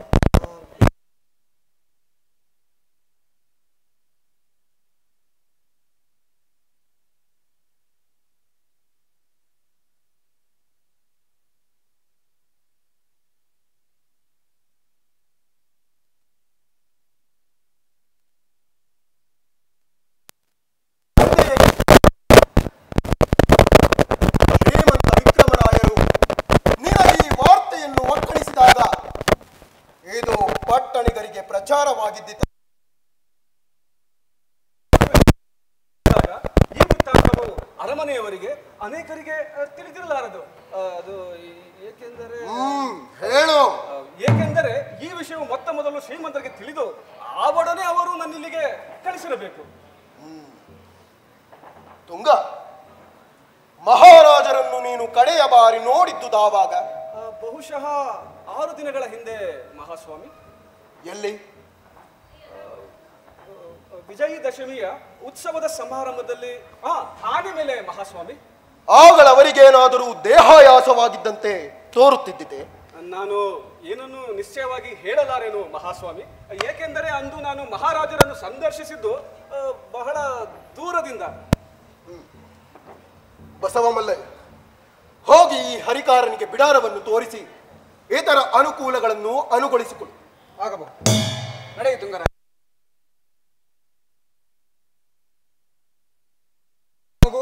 ನಮಗೆಂದರೆ ನಮ್ಮಲ್ಲಿ ಅವನೇ ಆದರೂ ಮಹೀಶೂರು ದೇಶವನ್ನ, ನಮ್ಮ ಮಾತೃಭೂಮಿಯನ್ನು ಆಳುವ ಶ್ರೀಮನ್ ಮಹಾರಾಜರಿಗೆ ಪ್ರಥಮತಃ ಪ್ರಜೆಯು.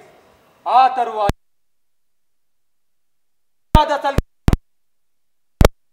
ಆದರೆ ನಮಗಿನ್ನೂ ಅಭಿಷೇಕವೇ ಆಗಿಲ್ಲವಲ್ಲ ನಿರೀಶ? ಆ ವಿಷಯವನ್ನು ಅನಂತರ ಭಿನ್ನಯಿಸಿಕೊಳ್ಳುವೆನು ಮಹಾಸ್ವಾಮಿ. ಈಗ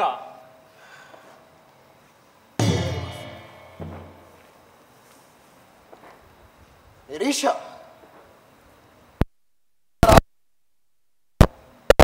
ಮನಗಂದುದಾಯ್ತೆ. ಆಯ್ತು.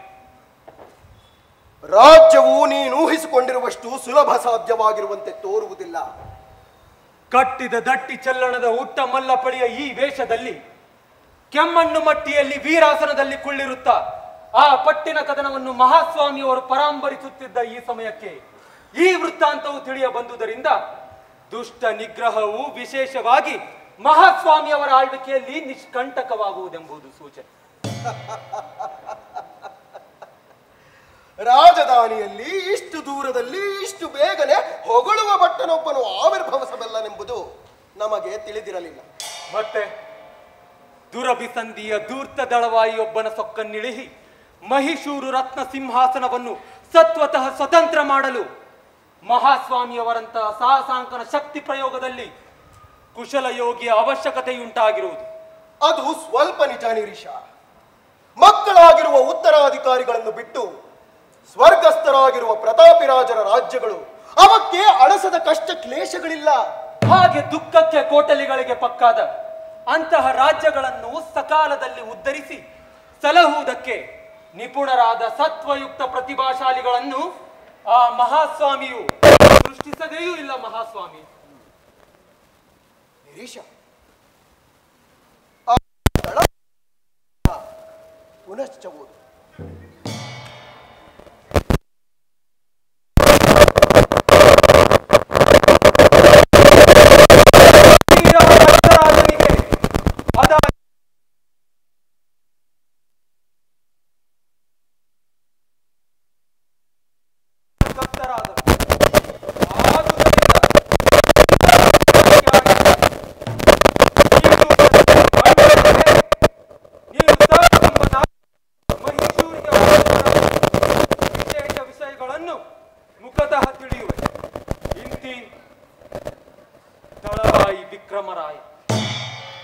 ಬರೆದುರಿರುವುದು ವಂಶಕ್ಕೆ ಯಜಮಾನರಾಗಿರುವ ನನಗೆ ಏಕವಚನದಲ್ಲಿ ವಿಕ್ರಮರಾಯರು ಮಹಾಸ್ವಾಮಿಯವರಿಗೆ ಕಂಡಂದಿರಲಿದೆ. ಬಂಗಾರದವರ ಮಗನು ಧರ್ಮಪತ್ನಿಯವರ ಮಕ್ಕಳಿಗೆ ಅಷ್ಟೇ ಅಲ್ಲದೆ ಸಿಂಹಾಸನಕ್ಕೆ ಅಂಶರನ್ನು ಏಕವಚನದಲ್ಲೆಳೆದಾಡುವುದಕ್ಕಾರಿಗೂ ಅಧಿಕಾರವಿಲ್ಲ. ನನ್ನನ್ನು ಪಟ್ಟಕ್ಕೆ ಆಯ್ದುದಾಯ್ತು ಎಂಬುದು ಅರ್ಥವತ್ತಾಗಿದೆ ನಿರೀಶ. ಹೌದು ಮಹಾಸ್ವಾಮಿ, ಈವರಿನವರಿಬ್ಬರಂತೆ ಮುಂದಣ ಮಹಾರಾಜರು ತನ್ನ ಕೈಯಾಟದ ಬೆರ್ಚು ಮಾತ್ರವಾಗಿರಬೇಕೆಂಬುದು ಅದರ ಭಾವ. ವಿಕ್ರಮರಾಯ ನನ್ನನ್ನು ಪಟ್ಟಕ್ಕೆ ಆಯ್ದುದಾಯ್ತು.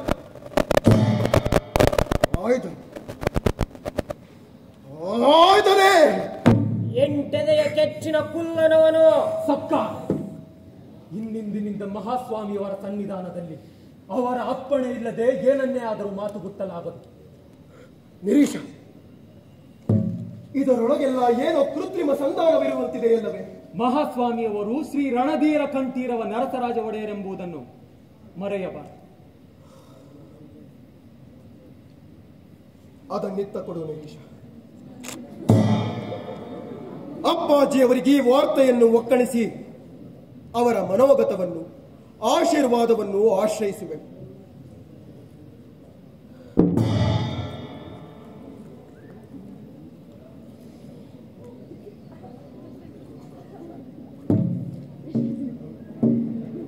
ಸಹಯೋಗಿಗಳೇ, ಇಂದುವರೆಗೆ ನಾವು ಅವನ ಸಹಪಾಠಿಗಳಾಗಿ ಒಡನಾಡಿಗಳಾಗಿ ನೇಹಿಗರೆನಿಸಿದ್ದೆವೋ, ಆತನು ಇನ್ನು ನಮಗೆ, ವಿಶೇಷತಃ ನಮಗೆ, ನಮ್ಮನ್ನಾಳುವ ಮಹಾರಾಜ ಮಹಾಸ್ವಾಮಿಯವರೆಂಬುದನ್ನು ನಮ್ಮಲ್ಲಿ ಯಾರೂ ಮರೆಯಕೂಡದು. ಮಿತ್ರರೇ, ಅಲ್ಲಿ ಆ ಅರಮನೆ ಒಳಗೆ ಆತನಿಗೆ ಕಷ್ಟಗಳು ವಿಪತ್ತುಗಳು ಹೊಂಚುತ್ತಿವೆ. ನಮ್ಮ ರಣಧೀರನಿಗೆ ಆವುದಪಾಯವಾದರೂ ನಿಳ್ಕಿ ಮುಟ್ಟದ ಆವಾಗಳು ಸಿದ್ಧತೆಯಿಂದ ಕೈದು ಒಡ್ಡಿ ಕೊಂಕದಿರುವ ಧನ್ಯತೆಯು ನಮ್ಮ ಗರುಡಿಗೆ ಅಪಮಾನವನ್ನು ದವಿಸದ ನಮ್ಮೆಲ್ಲರ ಒಂದೇ ಕರ್ತವ್ಯವಾಗಿರಬೇಕು. ಬಸವಮಲ್ಲನನ್ನು ಬಿಟ್ಟರೆ ನಮ್ಮ ಈ ಸಂಘವು ಮಹಾಸ್ವಾಮಿಯವರಿಗೆ ಬಹಿರಾಡಂಬರಗಳನ್ನಲ್ಲದ ವಿಶ್ವಾಸದ ಮೇಘಾವಲರಾಗಿರೋಣ. ನಿಮ್ಮ ಅಭಿಪ್ರಾಯವೇನು? ನಮ್ಮಿಬ್ಬರಿಗೂ ಅದು ಒಪ್ಪಿಗೆ. ನಾವೆಲ್ಲ ಒಂದೇ ಭಾಷೆಯ ಕಟ್ಟಾಳುಗಳಾಗಿರುವುದರಿಂದ ನಮ್ಮಲ್ಲಿ ಶಪಥ ಮುಂತಾದವುಗಳು ಅವಶ್ಯಕತೆ ಇಲ್ಲ. ಇನ್ನು ನಮ್ಮಿ ದಳಕ್ಕೆ ದಳಪತಿಯೊಬ್ಬನ ಅವಶ್ಯಕತೆ ಇದೆ. ಅಂತಹ ಅಮಿತವಾದ ಅಧಿಕಾರ ಶಕ್ತಿಯನ್ನೊಬ್ಬನಿಗೊಪ್ಪಿಸಿ ತಲೆಬಾಗುವುದಕ್ಕೂ ಮೊದಲು ವಿಚಾರಿಸಿ. ನೀನೇ ನಮ್ಮ ದಳಪತಿ. ಪೂರ್ವಾಪರಗಳನ್ನು ಆಲೋಚಿಸದೆ ಹೀಗೆ ಇಲ್ಲ, ಅದಾಗುವುದಿಲ್ಲ. ನೀನೇ ನಮ್ಮ ಹೆಗ್ಗಡೆ. ಅಪ್ಪಣೆ. ನಿಮ್ಮ ವಿಶ್ವಾಸ ಪ್ರೇಮಗಳನ್ನು ಶಿರಸ ವಹಿಸುವೆನು. ನೀವೀ ದಳದ ವಿಷಯವನ್ನೊಂದು ತಿಂಗಳವರೆಗೆ ಯಾರಿಗೂ ಹೇಳಲಾಗದು. ಮಹಾಸ್ವಾಮಿಯವರು ಎಷ್ಟೇ ಬಲಾತ್ಕರಿಸಿ ಏನೆಂದೇ ಹೇಳಬಹುದಾದರೂ ನಮ್ಮ ದಳದವನಾವನು ಮಹೀಶೂರಪುರಕ್ಕೆ ಅವರೊಡನೆ ಹೊರಡದಿರಿ. ಅವರು ತೆರಕಣಾಂಬಿಯಿಂದ ತಳರ್ದ 5 ಗಳಿಗೆಗಳ ಪರ್ಯಂತ ನಮ್ಮಲ್ಲಿ ಆವನು ಕೋಟೆಯ ಹೊರಗಣ್ಗೆ ಅಲ್ಲಾಡದಿರಿ. ಆ ತರುವಾಯ ಒಬ್ಬೊಬ್ಬರಾಗಿ ಇಬ್ಬಿಬ್ಬರಾಗಿ ಸಂಶಯಕ್ಕಾಸ್ಪದವಾಗದಂತೆ ಗುಟ್ಟಾಗಿ ಹೊರಟು ಮಹೀಶೂರ ದಾರಿಯಲ್ಲಿ ಇಲ್ಲಿಂದೆರಡು ಹರಿದಾರಿಗಳು ತೀರಿದ ತರುವಾಯ ಬಲಕ್ಕಿರುವ ಮಾಂದೋಪಿನಲ್ಲಿ ನೀವೆಲ್ಲರೂ ನಿಶ್ಶಬ್ದರಾಗಿರಬೇಕು. ಹೊರಡಿ. ಅಲ್ಲಿಂದ ಮೈಸೂರಿಗೆ ಪಯಣವೇನು? ಆ ಮಾತು ಈಗಳಿಗೆ. ಹಾಗಿದ್ದರೆ ನಾವು ನಮ್ಮ ಬುತ್ತಿ ಬಟ್ಟೆಗಳನ್ನು ಮರೆಸಿಕೊಂಡು ಕತ್ತಿ ಕುದುರೆಗಳೊಡನೆ ಸನ್ನದ್ಧರಾಗಬೇಕಾವು. ದಳಪತಿಯು ನಾನಲ್ಲವೇ ಮಿತ್ರರೇ? ಆ ಗೊಡವೆಗಳು ನಿಮಗೇಕೆ? ಹೊರಡಿ. ಅದೇನು ತಕ್ಕ? ಒಂದೆರಡು ಸಂದೇಹಗಳಿದ್ದರೆ ಕೇಳಬಹುದೇ? ಕೇಳು. ರಣಧೀರನು ಮಹಾಸ್ವಾಮಿಯವರು. ಹೌದು, ಮಹಾಸ್ವಾಮಿಯವರು ಬಸವಮಲ್ಲನನ್ನು ಆಗಲೇ ಕಳಿಸಿಬಿಟ್ಟರೇಕೆ? ಆ ತರುವಾಯ ಇಲ್ಲಿನ ಮಾತುಕತೆಗಳನ್ನು ಕಿವಿಗೊಡಬಾರದೆಂದೇ? ಸಕ್ಕ ಅರ್ಥ ಮಾಡಿಕೊಳ್ಳುವರು, ಆಡಬಾರದು. ರಾಜಧಾನಿಯು ಶ್ರೀರಂಗಪಟ್ಟಣವಾಗಿರುವಾಗ ವಿಕ್ರಮರಾಯರು ಬರೆದಿರುವುದು ಮಹಾಸ್ವಾಮಿಯವರು ಹೋಗುವುದು ಅರಮನೆಗೆ. ಅದೇನು? ಈಗಿನ ರಾಜಧಾನಿಯು ಶ್ರೀರಂಗಪಟ್ಟಣವಾಗಿರುವುದಾದರೂ ಮಹೀಶೂರು ದೇಶದ ಮಹಾರಾಜರಿಗೆ ಶಾಸ್ತ್ರೋಕ್ತವಾಗಿ ಪಟ್ಟಾಭಿಷೇಕವಾಗುವುದು ಮಹೀಶೂರಪುರದಲ್ಲಿ.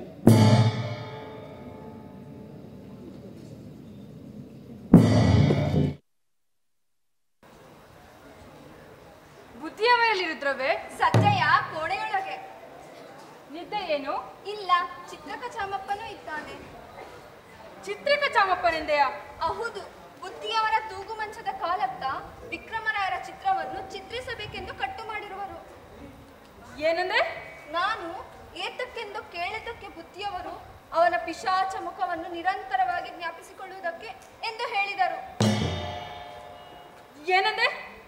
ಅಲ್ಲ ಚಂದಪ್ಪೇ, ನಮ್ಮ ಮಕ್ಕಳನ್ನು ಕೊಂದ ಆ ಮಹಾಪಾತಕನ ಸುಟ್ಟ ಮುಖವನ್ನು ಆವಾಗಲೂ ನೋಡುತ್ತಿರುವುದಕ್ಕೆ. ಬುದ್ಧಿಯವರು ಅತ್ತರೇನು? ಇಲ್ಲ. ಕಣ್ಣೀರು ಒರೆಸಿಕೊಂಡರೆ? ಇಲ್ಲ. ನಿಟ್ಟುಸಿರಿಗಾಗಿದ್ದಾರೆ? ಇಲ್ಲ.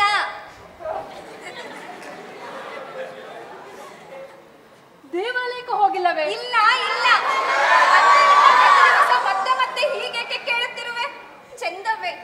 ನಿನಗೆ ಬೇಸರವೇ ಆಗುವುದಿಲ್ಲವೇ? ಬುದ್ಧಿಯವರ ಕಣ್ಣಲ್ಲಿ ಒಂದೇ ಹನಿ ನೀರಿರಿದರೂ ಅವರು ಬದುಕಿಕೊಳ್ಳುವರು. ಅದೇನು? ಏನೂ ಇಲ್ಲ, ಸುಮ್ಮನಿರು. ಬುದ್ಧಿಯವರು ಬರುತ್ತಿದ್ದಾರೆ.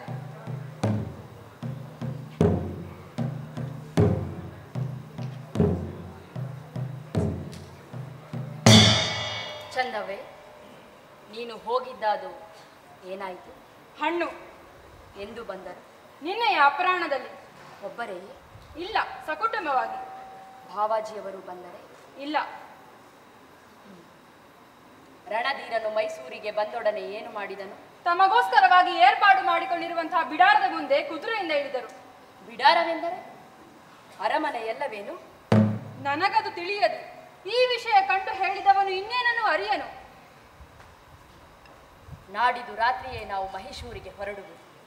ಮಹೇಶೂರಿಗೆ? ಚಂದವೇ,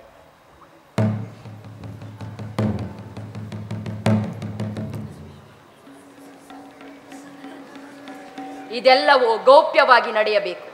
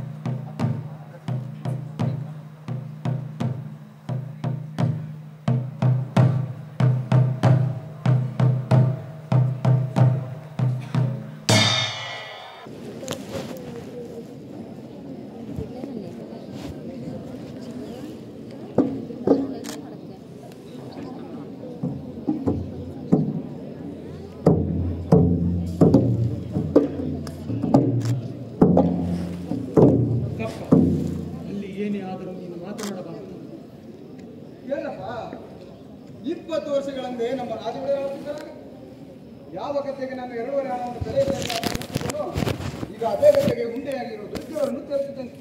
ಇದು ಕಾಲದ ಮಹಿಮೆ. ಅದು ನೊಂದವರ ನ್ಯಾಯವಾದ. ಆದರೆ ಆಗ ಹೊಟ್ಟೆ ಬಟ್ಟೆಗಳನ್ನು ನೋಡಿ ಮರುಗುತ್ತಿದ್ದ ನಮ್ಮಪ್ಪ ಮಹಾರಾಜರ ಸಾಮ್ರಾಜ್ಯ ಈಗ ಎಷ್ಟೇ ನುಂಗಿದರೂ ಅಜೀರ್ಣವಾಗಲಾರದ ದಳವಾಯಿಗಳ ಋಕೋದರ ಸಾಮ್ರಾಜ್ಯ. ನಾನು ಅದನ್ನಲ್ಲವೇ ಹೇಳಿದ್ದು. ನಮ್ಮ ಮುಂದಣ ಮಹಾರಾಜರು ತಮ್ಮ ಪಟ್ಟಾಭಿಷೇಕಕ್ಕೆಂದು ಇಲ್ಲಿಗೆ ಬಂದರಲ್ಲಯ್ಯ, ಅವರ ಪುರ ಪ್ರವೇಶೋತ್ಸವದ ವೈಭವ ಅದೇನು ಮಹಾರಾಜರು ಬರುತ್ತಿದ್ದಾರೆಂಬುದನ್ನು ಕೇಳಿದನೇ ದಳವಾಯಿಗಳ ಸೈನ್ಯ ಹೋಗಿ ಎದುರುಕೊಂಡು ಅವರನ್ನು ಕರೆತಂದರು.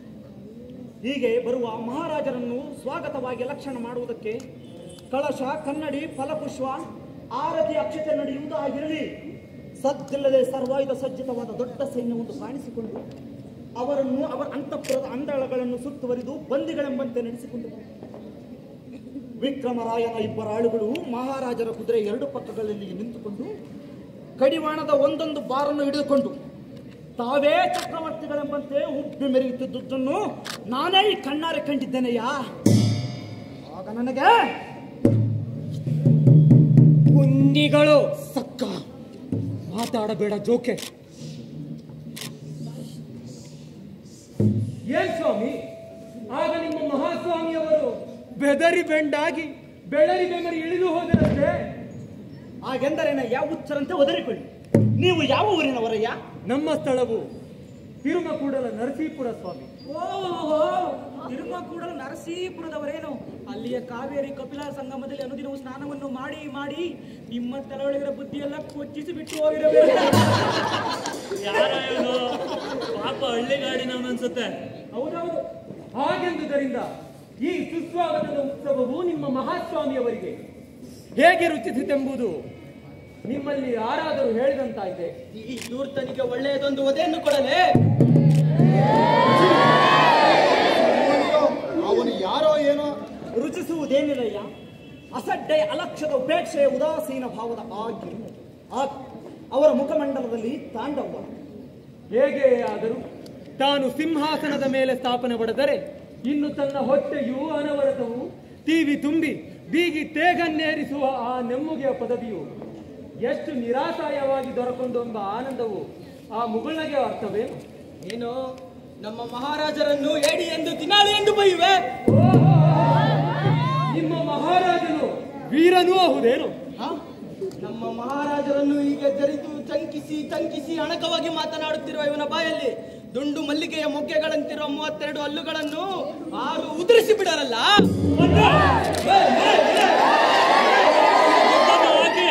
ಈ ಜಂತುವನ್ನು ಇಲ್ಲೇ ಸಾಯಿಸಿ ಬಿಡೋಣ. ಇನ್ನು ಬೀದಿ ಗಳೆಯಕ್ಕೆ ಪ್ರಾರಂಭವಾಯಿತು. ಇದೆಲ್ಲಿಯ ಪ್ರಾರಬ್ಧ? ನನಗೇನ್ ಬೇಕು? ಹಳ್ಳಿ ಗಾಡಿನವನೊಬ್ಬನು ಈಗ ಅರಿಯದೆ ಬಗಳಿಕೊಂಡ ನಾವೆಲ್ಲ ಸೇರಿ ಕೈ ಮಾಡುವುದಿಲ್ಲ, ದುಡುಕಬೇಕು.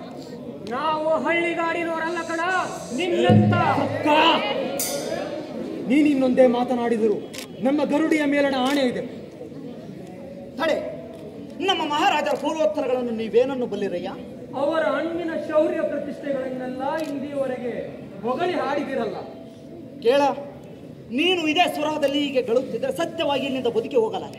ಅಂತಾದರೆ ನಿಮ್ಮ ಮಹಾರಾಜನು ಹಿಂದೆಂದೋ ಶೂರನಾಗಿದ್ನೇನು? ಎಂತಹ ಜನಮೂಢತೆ!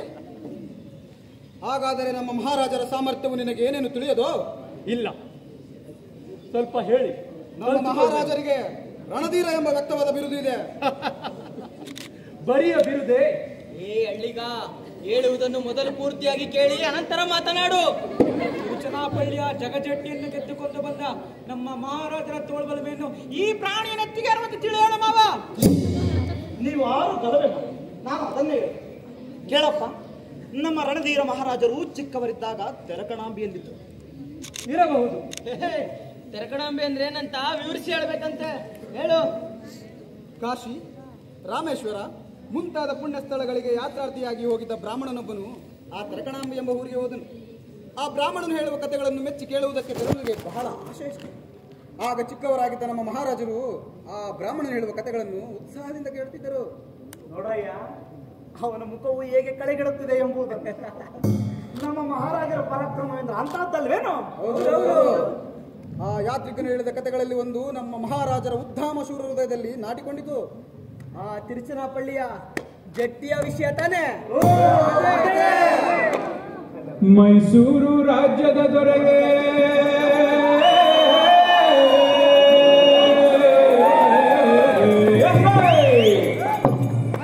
ರಣಧೀರನಾಥ ನಿನ್ನಂಥೋರ್ ಯಾರೂ ಇಲ್ವಲ್ಲೋ ಲೋಕದ ಮ್ಯಾಲೆ, ನಿನ್ನಂಥೋರ್ ಯಾರೂ ಇಲ್ವಲ್ಲೋ ಲೋಕದ ಮ್ಯಾಲೆ. ಮೈಸೂರು ರಾಜ್ಯದ ದೊರೆಯೇ ರಣಧೀರ ನಾಯಕನೇ, ಮೈಸೂರು ರಾಜ್ಯದ ದೊರೆಯೇ ರಣಧೀರ ನಾಯಕನೇ. ನಿನ್ನಂಥೋರ್ ಯಾರೂ ಇಲ್ವಲ್ಲೋ ಲೋಕದ ಮ್ಯಾಲೆ, ನಿನ್ನಂಥೋರ್ ಯಾರೂ ಇಲ್ವಲ್ಲೋ ಲೋಕದ ಮ್ಯಾಲೆ. ಹಿಂದೆ 200 ದಂಡು, ಮುಂದೆ 300 ದಂಡು, ಮುಂದೆ 300 ದಂಡು, ಹಿಂದೆ 200 ದಂಡು. ನಿನ್ನಂಥೋರ್ ಯಾರೂ ಇಲ್ವಲ್ಲೋ ಲೋಕದ ಮ್ಯಾಲೆ. ತಿರುಚಿನ ಪಳ್ಳಿಯೊಳಗೆ ಕೊಪ್ಪಿದ ಮಲ್ಲ ಜಟ್ಟಿ, ತಿರುಚಿನ ಪಳ್ಳಿಯೊಳಗೆ ಕೊಪ್ಪಿದ ಮಲ್ಲ ಜಟ್ಟಿ. ತೊಟ್ಟ ಚಟ್ಟಿಯನ್ನು ಬಿಟ್ಟಿ ಬಾಗಿಲ ಮೇಲೆ ತೂಗಿ ಬಿಟ್ಟ ನಂತ ಕೇಳಿ ಕಿಡಿಕಿಡಿಯಾದ ದೊರೆಯೇ ಮೈಸೂರು ರಾಜ್ಯದ ದೊರೆ ರಣಧೀರ ನಾಯಕನೇ, ಮೈಸೂರು ರಾಜ್ಯದ ದೊರೆ ರಣಧೀರ ನಾಯಕನೇ. ನಿನ್ನಂಥೋರ್ ಯಾರೂ ಇಲ್ವಲ್ಲೋ ಲೋಕದ ಮ್ಯಾಲೆ, ನಿನ್ನಂಥೋರ್ ಯಾರೂ ಇಲ್ವಲ್ಲೋ ಲೋಕದ ಮ್ಯಾಲೆ. ಮಲರಮಾನ ಕಾಯುವನೆಂದು ಮಲ್ಲವೇಷವ ತೊಟ್ಟುಕೊಂಡು, ಮಲರಮಾನ ಕಾಯುವನೆಂದು ಮಲ್ಲವೇಷವ ತೊಟ್ಟುಕೊಂಡು ತಿರುಚಿನ ಪಳ್ಳಿಗೆ ಹೋಗಿ ಚಡ್ಡಿ ತೆಗೆದೊಗೆದ ದೊರೆ ಮೈಸೂರು ರಾಜ್ಯದ ದೊರೆಯೇ ರಣಧೀರ ನಾಯಕನೇ, ಮೈಸೂರು ರಾಜ್ಯದ ದೊರೆಯೇ ರಣಧೀರ ನಾಯಕನೇ. ನಿನ್ನಂಥೋರ್ ಯಾರೂ ಇಲ್ವಲ್ಲೋ ಲೋಕದ ಮ್ಯಾಲೆ, ನಿನ್ನಂಥೋರ್ ಯಾರೂ ಇಲ್ವಲ್ಲೋ ಲೋಕದ ಮ್ಯಾಲೆ.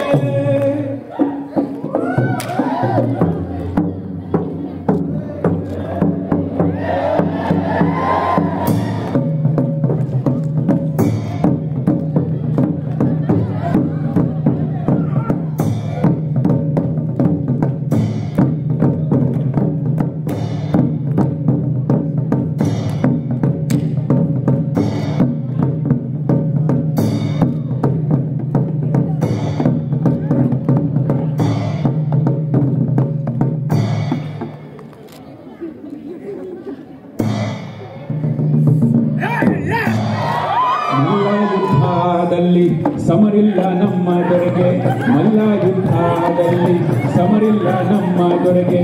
ತೋರ್ಯಾರೋ ಕೈಯ ಚಳಕ ನೋಟಕ್ಕೆ ಕಾಣದಂತೆ, ತೋರ್ಯಾರೋ ಕೈಯ ಚಳಕ ನೋಟಕ್ಕೆ ಕಾಣದಂತೆ, ಸೊಂಟದೊಳಗಿದ್ದ ಮಹಾನರಸಿಂಹನೆಂಬೋ ಕತ್ತಿಯಿಂದ ರುಂಡ ಬೇರೆ ಆಗದಂತೆ ಕರೆದರು ನಮ್ಮ ರಣಧೀರ ನಾಯಕ. ಮೈಸೂರು ರಾಜ್ಯದ ದೊರೆಯೇ ರಣಧೀರ ನಾಯಕನೇ, ಮೈಸೂರು ರಾಜ್ಯದ ದೊರೆಯೇ ರಣಧೀರ ನಾಯಕನೇ. ಇನ್ನಂತೋರ್ ಯಾರು ಇಲ್ವಲ್ಲೋ ಲೋಕದ ಮ್ಯಾಲೆ, ಇನ್ನಂತೋರ್ ಯಾರು ಇಲ್ವಲ್ಲೋ ಲೋಕದ ಮ್ಯಾಲೆ. ಸಾಕು, ನಿಮ್ಮ ಮಹಾರಾಜರ ಪನ್ನತಿಗೆ ನೀವೇರ್ಚಿನ ಕೃತಿಗಳನ್ನೆಲ್ಲ ವಿಸ್ತರಿಸಿದಿರಾಯ್ತು. ನಿನಗಷ್ಟೇ ಸಾಕು. ನೀವು ಬಣ್ಣಿಸಿದವೆಲ್ಲ ಅಮಾನುಷವೆಂದು ನೀವೇ ಒಪ್ಪಿಕೊಂಡಿರಷ್ಟೇ. ಆದ್ದರಿಂದಲೇ ನಮ್ಮ ರಣಧೀರ ಮಹಾರಾಜರು ಅಮಾನುಷ ಶಕ್ತಿ ಪ್ರತಾಪಗಳುಳ್ಳ ಶ್ರೀಕೃಷ್ಣನ ಅವತಾರ. ನನಗೇನೋ ಸ್ವಲ್ಪ ಸಂದೇಹ. ಏಕೆಂದರೆ ಹಳ್ಳಿಗ ನಮ್ಮ ಮಹಾರಾಜರನ್ನು ಬೈಯುವುದು ಅಲ್ಲದೆ ನಾವಿಲ್ಲಿ ಮಾತನಾಡಿದವರೆಲ್ಲರನ್ನು ಸುಳ್ಳರೆಂದು ಕಿರುಕುಳರೆಂದು ಬೈಯುವೆ. ಜೋಕೆ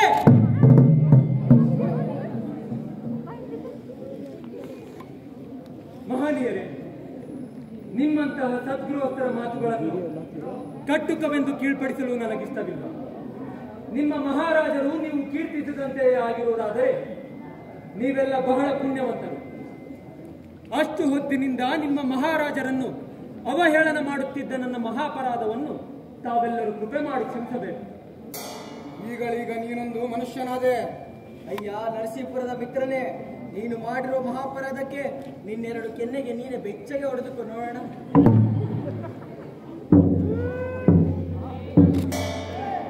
ಪುಣ್ಯಶಾಲಿಗಳಿರ, ನಿಮ್ಮ ರಣಧೀರ ಮಹಾರಾಜನು ನೀವು ಸೂಚಿಸಿದಂತೆ ಶೂರ ಪರಾಕ್ರಮಿ, ಸೋಲವೆಡಗಿಡಿಸದ ಸಾಹಸಿಯೇ ಆಗಿರುವುದುಂಟಾದರೆ ಅಜ್ಞಾತ ಕುಲಗೋತ್ರನಾದ ದಳವಾಯಿಯೊಬ್ಬನು ಅವರನ್ನು ಸುಲಭವಾಗಿ ಹಿಡಿದು ಕೈಸೆರೆಯ ಬಂದಿಯನ್ನೆಂಬಂತೆ ಅರಮನೆಯೊಳಗೆ ಕೂಡಿಸುವುದು ಸಾಧ್ಯವಾಗುತ್ತಿದ್ದಿದೆ ಎಂದು ನನಗೆ ಸಂಶಯ ಉಂಟಾಗುತ್ತಿದೆ.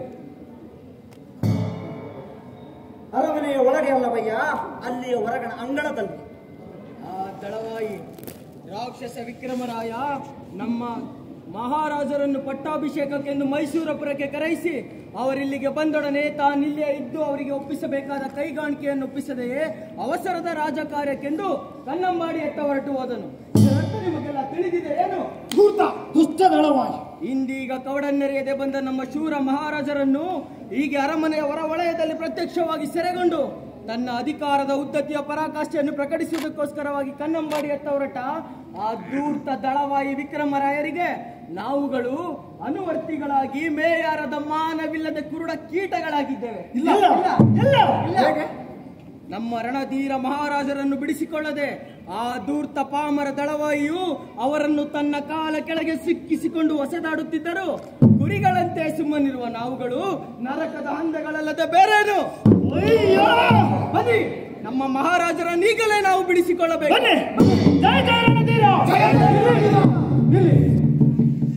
ನಿಮ್ಮ ಮುಂದಾಳುಗಳು ಸೂಚಿಸಿದಂತೆ ನೀವೆಲ್ಲರೂ ನಡೆಯಬೇಕು.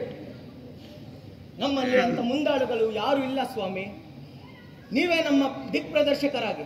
ಇಲ್ಲ, ಶ್ರೀ ಚಾಮುಂಡೇಶ್ವರಿ ರಥೋತ್ಸವಕ್ಕೆಂದು ಇತ್ತ ಬಂದಿದ್ದ ನನಗೆ ನಿಮ್ಮ ರಾಜಕೀಯ ತೊಡಕುಗಳು ನನಗೆ ಬೇಕಾಗಿಲ್ಲ. ಇಲ್ಲ ಇಲ್ಲ, ಹಾಗಾಗುವುದು ನೀವೇ ನಮ್ಮ ಕಡೆ. ಈಗ ಒಡಂಬಡುವಿ, ಆ ಬಳಿಕ ಇಲ್ಲ ಇಲ್ಲ, ನೀವು ಹೇಳಿದ ಹಾಗೆ ಕೇಳುವೆ. ಆದರೂ ದೇವರೇ, ನೀವು ಹೇಳಿದ ಆಲಿಸಿಟ್ಟಿರ್ತೇವೆ. ಈಗ ಈ ಕ್ಷಣವೇ ನೀವಿನಿಬ್ಬರು ಮೈಸೂರು ಸುಪಟ ಪೌರರೊಡಗೂಡಿ ಕೆರೆಯ ಮುಂದಣ ತಪ್ಪಲ ಪಸಲೆಯಲ್ಲಿ ನೆರೆಯಬೇಕು. ಅಲ್ಲಿ ನಮ್ಮ ಸ್ಥಿತಿಗತಿಗಳನ್ನೆಲ್ಲ ಸಮಾಲೋಚಿಸಿ ನಮ್ಮ ರಣಧೀರ ಮಹಾರಾಜರಿಗೆ, ಎಂದರೆ ಮೈಸೂರು ದೇಶದ ಪ್ರಜೆಗಳಿಗೆ ಸ್ವಾತಂತ್ರ್ಯವನ್ನು ಪುನಃ ಪಡೆದುಕೊಳ್ಳುವುದಕ್ಕೆ ತಕ್ಕ ನಿಶ್ಚಯವನ್ನು ಮಾಡಿಕೊಂಡು ಅದರಂತೆ ಉಜ್ಜುಗಿಸಿ ನಮ್ಮ ಕುರಿತ ಫಲವನ್ನು ಸಾಧಿಸೋಣ. ನಮ್ಮೆದೆಗೆ ಬಿಸುನೆತ್ತರನ್ನು ಬಸಿದು ನಮ್ಮ ಮಹಾರಾಜರಿರುವ ಸೆರೆಮನೆಯ 4 ಗೋಡೆಗಳನ್ನು ಕೆಡಹಿ ಕೊಚ್ಚಿಸಿ ಬಿಡೋಣ.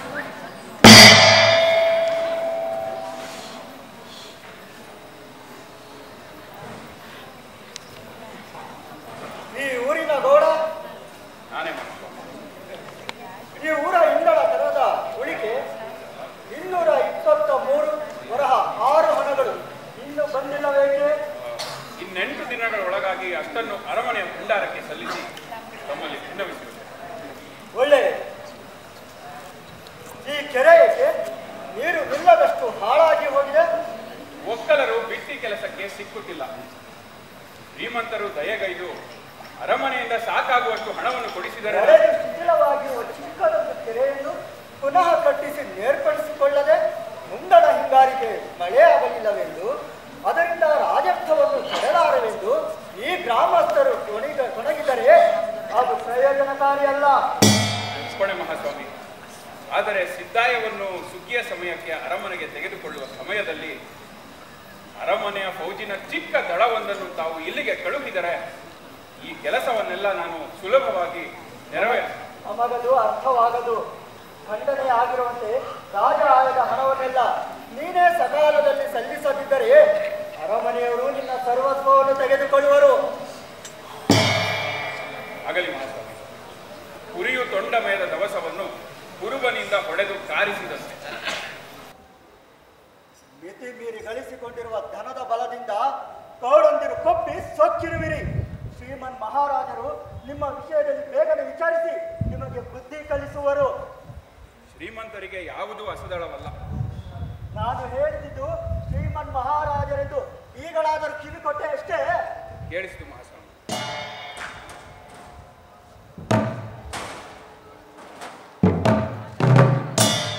ಏನದು ತುಂಗ? ನಾನು ಬರುತ್ತಿರುವುದು ಅಲ್ಲಿಂದ. ಇಲ್ಲಿಂದ ನೀವೆಲ್ಲ ಹೊರಡಿ.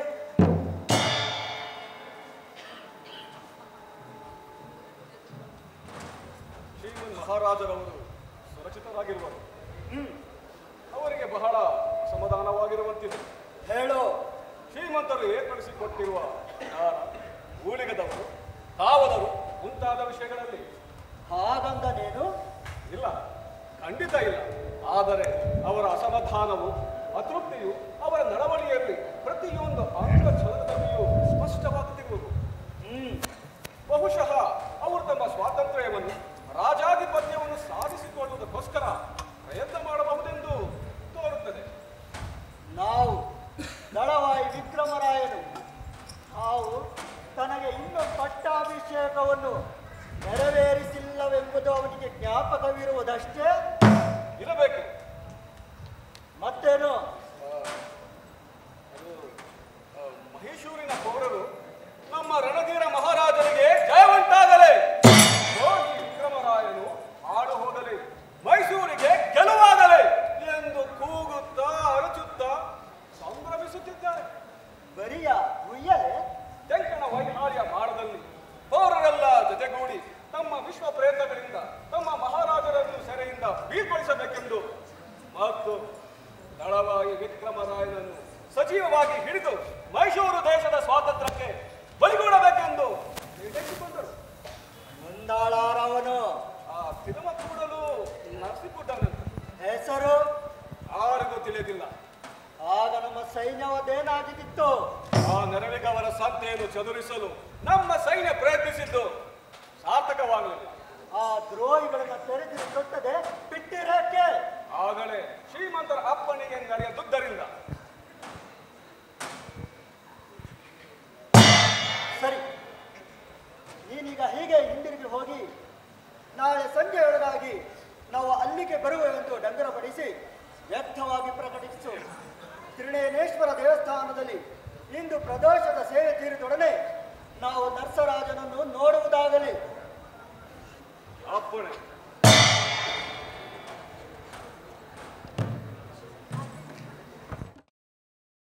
ಮೈಸೂರು ರಾಜ್ಯದ ದೊರೆಯೇ ರಣಧೀರ ನಾಯಕನೇ, ನಿನ್ನಂಥೋರ್ ಯಾರು ಇಲ್ವಲ್ಲೋ ಲೋಕದ ಮ್ಯಾಲೆ, ನಿನ್ನಂಥೋರ್ ಯಾರು ಇಲ್ವಲ್ಲೋ ಲೋಕದ ಮ್ಯಾಲೆ.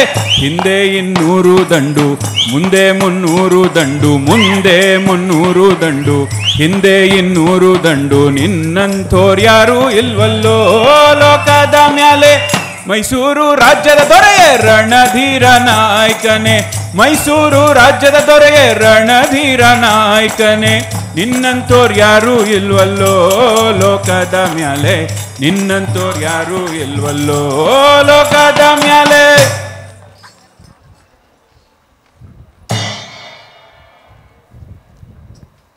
ನಮಗೆ ಹಗಲಿರುಳು ಹೀಗೆ ನಿದ್ರೆಗೂ ಅವಕಾಶವನ್ನು ನೀಯದಿರಬೇಕೆಂಬುದು ನಿಮ್ಮ ಶ್ರೀಮಂತರ ಕಠಿಣ ಆಜ್ಞೆ ಏನು? ಅಲ್ಲವು ನಾವು ಹೀಗೆ ಮಾಡಿಕೊಳ್ಳದೆ ಇದ್ದರೆ ನಮಗೆ ಉಳಿವಿಲ್ಲ ಮಹಾಸ್ವಾಮಿ. ಹಾಗೆಂದರೇನು? ಮಹಾಸ್ವಾಮಿ ಅವರನ್ನು ಕಾಣಬೇಕೆಂದು 3 ಮಹಿಳೆಯರು ಬಂದಿದ್ದಾರೆ ಸ್ವಾಮಿ.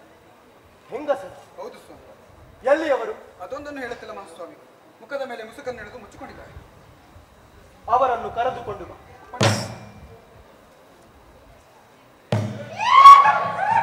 ಯುದ್ಧಕ್ಕೆಂಬಂತ ಅನುವಾಗಿ ನಿಂತಿರುವೆ, ಇದರ ಅರ್ಥವೇನು? ಬುದ್ಧಿಯವರು ಅದನ್ನು ಕೇಳಬಾರದು.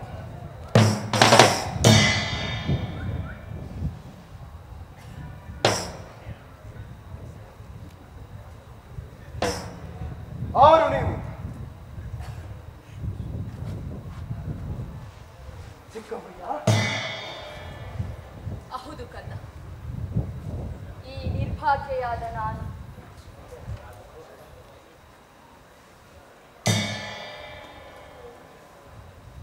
ರಣಧೀರ, ನೀನಾದರೂ ನಿನ್ನ ದಳವಾಯಿಯ ವಿಷಚೂರ್ಣಕ್ಕೆ ಸಿಲ್ಕದೆ ಮಹೀಶೂರ ಉದ್ದಾಮ ಯದುವಂಶದ ಅಭಿಮಾನ, ಸ್ವತಂತ್ರ, ಗೌರವ, ಮರ್ಯಾದೆ, ತೇಜಸ್ವಿತ ಶಕ್ತಿಗಳನ್ನು ರಕ್ಷಿಸಿಕೊಂಡು ಚಿರಾಯುರ ಆರೋಗ್ಯ ಐಶ್ವರ್ಯಗಳಿಂದ ಯಶಸ್ವಿಯಾಗೆಂದು ಆಶೀರ್ವದಿಸಬೇಕು. ವಿಷಚೂರ್ಣವೇ? ಹೌದು ತಂದೆ. ನೋಡು, ಇದೇ ಕೈಯಾರೆ ಆ ವಿಕ್ರಮರಾಯನು ಕಳುಹಿಸಿದ ವಿಷವನ್ನು ನನ್ನ ಪುಟ್ಟ ಸ್ವಾಮಿಗೆ ಕುಡಿಯಿಸಿದೆ. ಅಯ್ಯೋ, ಎಷ್ಟು ಗಲಭೆ ಚಂದವೇ! ನೆಲ್ಲನೆ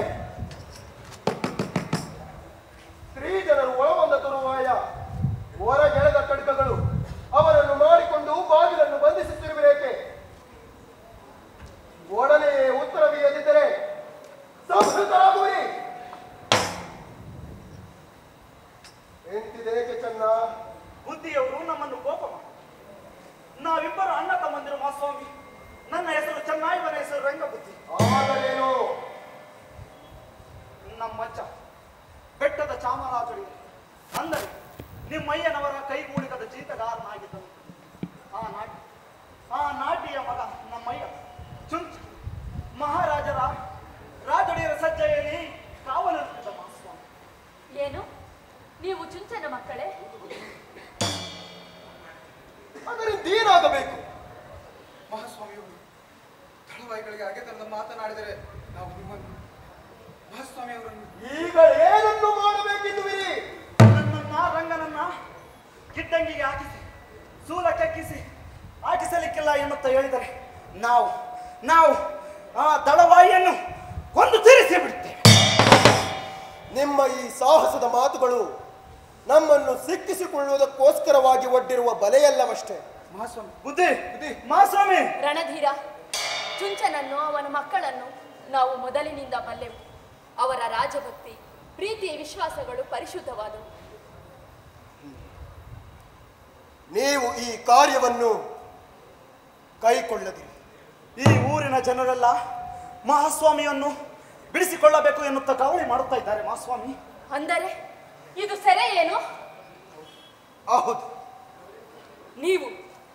ನೀವು ಈ ಕಾರ್ಯವನ್ನು ಕೊನೆ ಮುಟ್ಟ ನೆರವೇರಿಸಿದರೆ ನಿಮಗೆ ತಲಾ 1 ಲಕ್ಷ ವರಹಗಳನ್ನು ಸಲ್ಲಿಸುವೆವು. ನಾವು ದುಡ್ಡಿಗೆ ಇಂಥ ಕೆಲಸವನ್ನು ಮಾಡಲಿಕ್ಕಿಲ್ಲ ಮಹಾರಾಜರ ಅರಮನೆಯ ಉಪ್ಪನ್ನು ತಿಂದಿದ್ದಕ್ಕಾಗಿ ಮಾಡುತ್ತೇವೆ.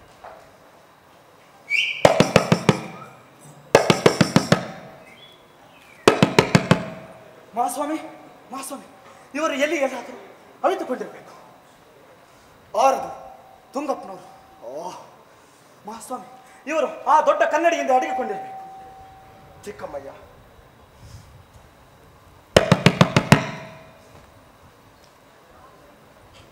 ನಾವು ಸಂಭಾಷಿಸಿದರೆ ಬಾಗಿಲ ಹೊರಗಿರುವ ಅವರಿಗೆ ಕೇಳಿಸಿದುವಲ್ಲದೇನು? ಇಲ್ಲ ಮಹಾಸ್ವಾಮಿ, ನಾವು ಇಲ್ಲಿ ಏನನ್ನಾದರೂ ಕೂಗಿಟ್ಟರೂ ಕದದಾತಲಾಗಿ ಕೇಳಿಸುವುದಿಲ್ಲ ಮಹಾಸ್ವಾಮಿ.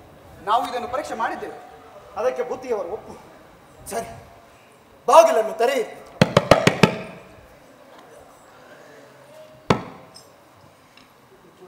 ಇಷ್ಟು ಹೊತ್ತಿನವರೆಗೂ ಬಾಗಿಲುಗಳನ್ನು ಏಕೆ ತೆರೆಯಲಿಲ್ಲ? ಒಳಗೆ ಏನು ಮಾಡುತ್ತಿದ್ದೀರಿ? ಅವರು ಹಾಗೆ ನಿದ್ದೆ ಮಾಡುತ್ತಾ ಗರಿಕೆ ಒಯ್ಯುತ್ತಿದ್ರು.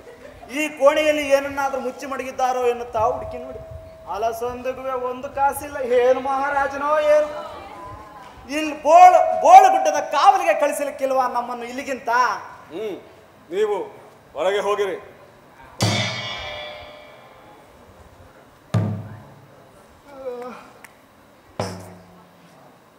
ಏನು ಗಲಭೆ ಇದು?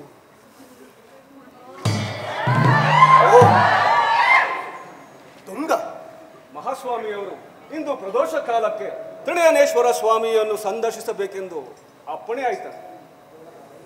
ಬಲವಂತದ ಮಾಘ ಸ್ನಾನವಾದರೂ ಇದರಿಂದ ಮುಕ್ತಿ ದೊರೆಕೊಳ್ಳುವುದಾದರೆ ನಮಗೆ ಒಪ್ಪು.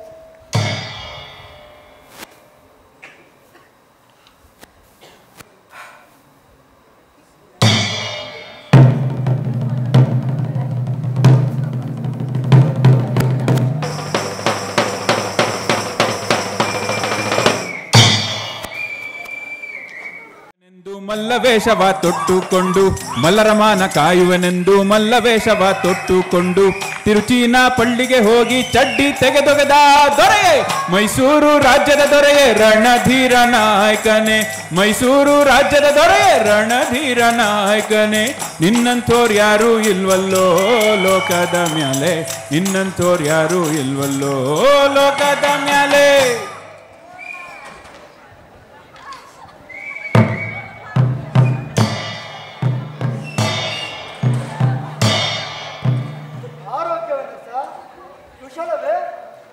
ಹೀಗೆ ಶ್ರೀ ನೃಸಿಂಹನ ಅನುಗ್ರಹ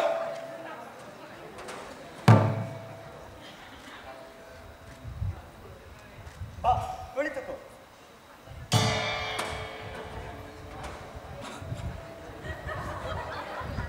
ಊರಲ್ಲಿ ಎಲ್ಲರೂ ಕ್ಷೇಮಿಗಳಷ್ಟೇ? ನಮ್ಮ ಸೌಭಾಗ್ಯ.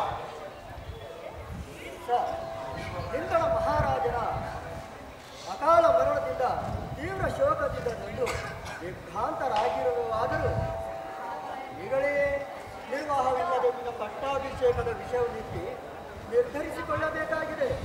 ನನ್ನ ಅವಸ್ಥೆಯು ಹಾಗೆಯೇ ಆಗಿರುವುದು. ಈ ರಾಜ್ಯ ಅಭಿಷೇಕವು ನಿಮಗೆ ಸಮ್ಮತವೇನ ಸರ್? ನನ್ನನ್ನು ಮಹೀಶೂರು ರಾಜಪಟ್ಟಕ್ಕೆ ಆಯ್ದುಕೊಂಡದಕ್ಕೋಸ್ಕರವಾಗಿ ನಾನು ನಿಮಗೆ ಆಜೀವನವೂ ಕೃತಜ್ಞನಾಗಿರುವೆ. ಮಹೀಶೂರ ರತ್ನ ಸಿಂಹಾಸನ ವ್ಯವಸ್ಥೆಯು ಇಂದು ಅಷ್ಟು ಸುಲಭವಾದದ್ದಲ್ಲ. ಶ್ರೀ ನೃಸಿಂಹನ ಪ್ರಸಾದದಿಂದ, ನಮ್ಮ ಹಿರಿಯರ ಸುಕೃತದಿಂದ, ಆಸ್ತಿಕರ ಆಶೀರ್ವಾದದಿಂದ ಮಹೀಶೂರು ರಾಜಪಟ್ಟಕ್ಕೆ ಬಂದಳಿಸಬಹುದಾದ ಕಂಟಕಗಳನ್ನೆಲ್ಲ ಇರಿದೊಡೆದು ಸುಟ್ಟು ಕೊಂದು ಹಿಂದಳ ಎರವಟ್ಟಿನ ಆ ಸಮೃದ್ಧತೆಯ ಪ್ರತಾಪ ಪ್ರಭಾವತೆಗಳು ಒದವಿ ಮೋಸದಂತೆ ಮುದ್ರಿಸಿರಲು ಪ್ರಯತ್ನಿಸಿ ಸಾಧಿಸುವೆನು. ರಾಜ್ಯದ ಸುತ್ತಮುತ್ತಲ ನರಿಗಳು ಪ್ರಬಲವಾಗತೊಡಗಿ ಓಡ್ದು ನಮ್ಮನ್ನು ಕೆಣಗುತ್ತಿವೆ. ಮಹೀಶೂರು ಮಹಾರಾಜರೇರಿರುವುದು ಸಿಂಹಾಸನವೆಂಬುದನ್ನು ಅವರಿಗೆ ಸಾಕ್ಷಾತ್ಕರಿಸಿಕೊಡುವೆನು. ಹಾಗಾದರೆ ಯುದ್ಧಗಳು ಅವಶ್ಯಕವಾದವು?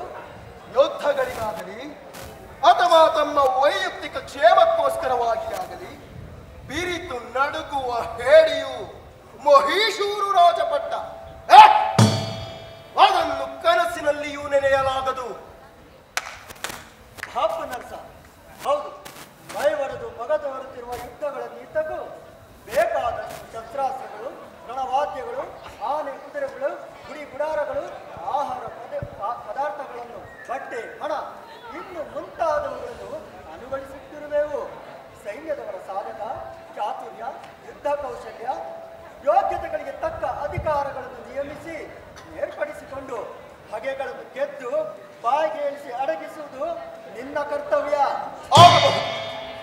ಇನ್ನು ನಿನ್ನ ವಿನೋದ ಕಾಲಕ್ಷೇಪಕ್ಕೋಸ್ಕರವಾಗಿ ಪಟ್ಟಣದಲ್ಲಿ ಅರಮನೆಗೆ ಸಮೀಪವಾಗಿಯೇ ಮಹಾರಾಜ ಯೋಗ್ಯವಾದದೊಂದು ಕರಡಿ ಮನೆಯನ್ನು ಕಟ್ಟಿಸಿ ಅಲ್ಲಿಗೆ ತಗಲುವ ಸಾಧನ ಸಾಮಗ್ರಿಗಳನ್ನು ಕುಂತಿಲ್ಲದಂತೆ ಸಜ್ಜುಗೊಳಿಸುತ್ತಿರುವೆವು. ಮತ್ತೆ ಈ ಪ್ರಾಂತದಲ್ಲಿಯೂ ಸುತ್ತಣ ನಾಡುಗಳಲ್ಲಿಯೂ ಅರಿಯಕೊಂಡಿರುವ ಜಟ್ಟಿಗಳನ್ನೆಲ್ಲ ಎಷ್ಟೇ ವೆಚ್ಚವಾದರೂ ನಿನಗೆ ಕರೆಸಿಕೊಡುವ ಸಂಧಾನಕ್ಕೂ ಒಪ್ಪಿದ್ದೇವೆ. ಹಾಗೆ ಸಿದ್ಧವಾದ ಗರುಡೆಯಿಂದ ಮಹೀಶೂರು ರತ್ನ ಸಿಂಹಾಸನಾಧೀಶ್ವರರಿಗೂ ಈ ಮೂಲಕವಾಗಿ ಮೈಸೂರು ದೇಶಕ್ಕೂ ಮನೋವಾಕ್ಯರ್ಮಗಳಲ್ಲಿ ದ್ರೋಹವನ್ನು ನೆನೆಸಿ ನೆರವೇರಿಸಿದ ಆ ದುರಾತ್ಮರವರನ್ನು ನಿಗ್ರಹಿಸಲು ಸಮರ್ಥರಾದ ಮಲ್ಲವೀರರು ಹೊರಟು ಕೃತಕೃತ್ಯರಾಗಲಿ. ತಥಾಸ್ತು. ನಿನ್ನ ವೀರ ವಿಹಾರ ಕಾಲಗಳನ್ನು ಕೂಲಿಸುವಂತೆ ಕಾರ್ಗುಡಿ ಹಳ್ಳದ ಘಟ್ಟದ ಕೆಳಗು, ಹೆಗ್ಗಡ ದೇವನ ಕೋಟೆಯ ಕಾಡಿನೊಳಗೆಯೂ, ಬಿಳಿಗಿರಿ ರಂಗನ ಬೆಟ್ಟದ ಮೇಲೆಯೂ ಹೀಗೆ 3 ಬೇಡರ ಪಾಳೆಯಗಳನ್ನು ಏರ್ಪಡಿಸಿ ಸಾಂಗವಾಗಿ ಕಟ್ಟಿಸುತ್ತಿರುವೆವು. ನಿಮ್ಮ ಈ ದಯಾಮಯವಾದ ದೂರಾಲೋಚನೆಗಳನ್ನು ಕಂಡು ನನ್ನ ಮನಕ್ಕೂ ನಾಲಿಗೆಗೂ ಸಮರ್ಥತೆಯನ್ನು ಮಾಡುತ್ತಿದೆ. ಆವುದನ್ನು ಹೇಗೆ ವ್ಯಕ್ತಗೊಳಿಸಬೇಕೆಂಬುದನ್ನು ನಿರ್ಣಯಿಸಲಾರದವನಾಗಿರುವೆ. ನಿನ್ನ ಇಷ್ಟ ಅನುಸಾರವಾಗಿ ಆಟವೋ, ಬೇಟೆಯೋ, ಗರುಡಿಯೋ, ಯುದ್ಧವೋ ಅವುಗಳನ್ನು ಕೈಗೂಡಿಸಿಕೊಳ್ಳುತ್ತಿರುವುದಕ್ಕೆ ನಮ್ಮ ಆಕ್ಷೇಪಣವೇನೂ ಇಲ್ಲ. ಆಗಬಹುದು. ನರ್ಸ, ನಾಳಿನ ಸಂಜೆಗೆ ನಿನ್ನನ್ನಿಲ್ಲಿ ಕಾಣಬೇಕಾಗಿದೆ. ಅವಶ್ಯವಾಗಿ ಬರುವುದು.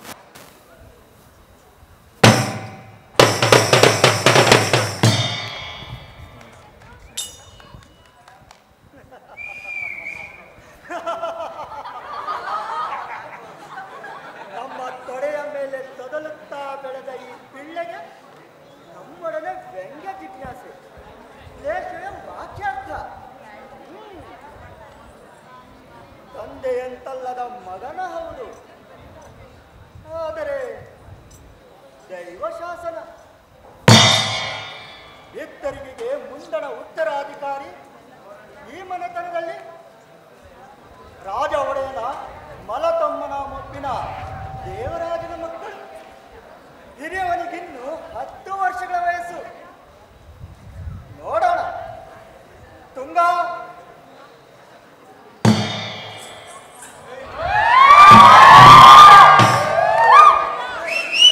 ಹೋಗಿ ಅಲ್ಲಿಯ ಕಾವಲಿಗೆ ನಮ್ಮ ಮೂಲ ಬಲದಿಂದ ಇನ್ನೊಂದು ದಳವನ್ನು ಆಯ್ದು ಒಡ್ಡಿ ಉರಿ ಮಾಡಿ ಎಚ್ಚರದಿಂದ ಇದ್ದು ಬೆಳಗಾದೊಡನೆ ಬಂದು ನಮ್ಮನ್ನು ನೋಡು.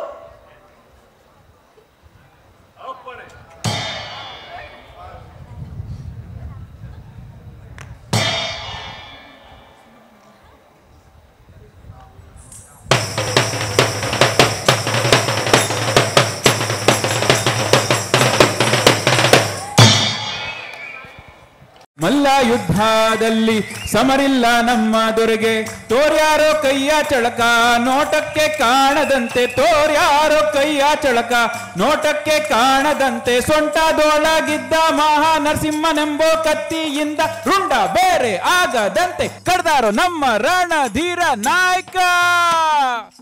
ಮೈಸೂರು ರಾಜ್ಯದ ದೊರೆಯೇ ರಣಧೀರ ನಾಯಕನೇ, ಮೈಸೂರು ರಾಜ್ಯದ ದೊರೆಯೇ ರಣಧೀರ ನಾಯಕನೇ, ನಿನ್ನಂತೋರ್ ಯಾರು ಇಲ್ವಲ್ಲೋ ಲೋಕದ ಮ್ಯಾಲೆ, ನಿನ್ನಂತೋರ್ ಯಾರು ಇಲ್ವಲ್ಲೋ ಲೋಕದ ಮ್ಯಾಲೆ.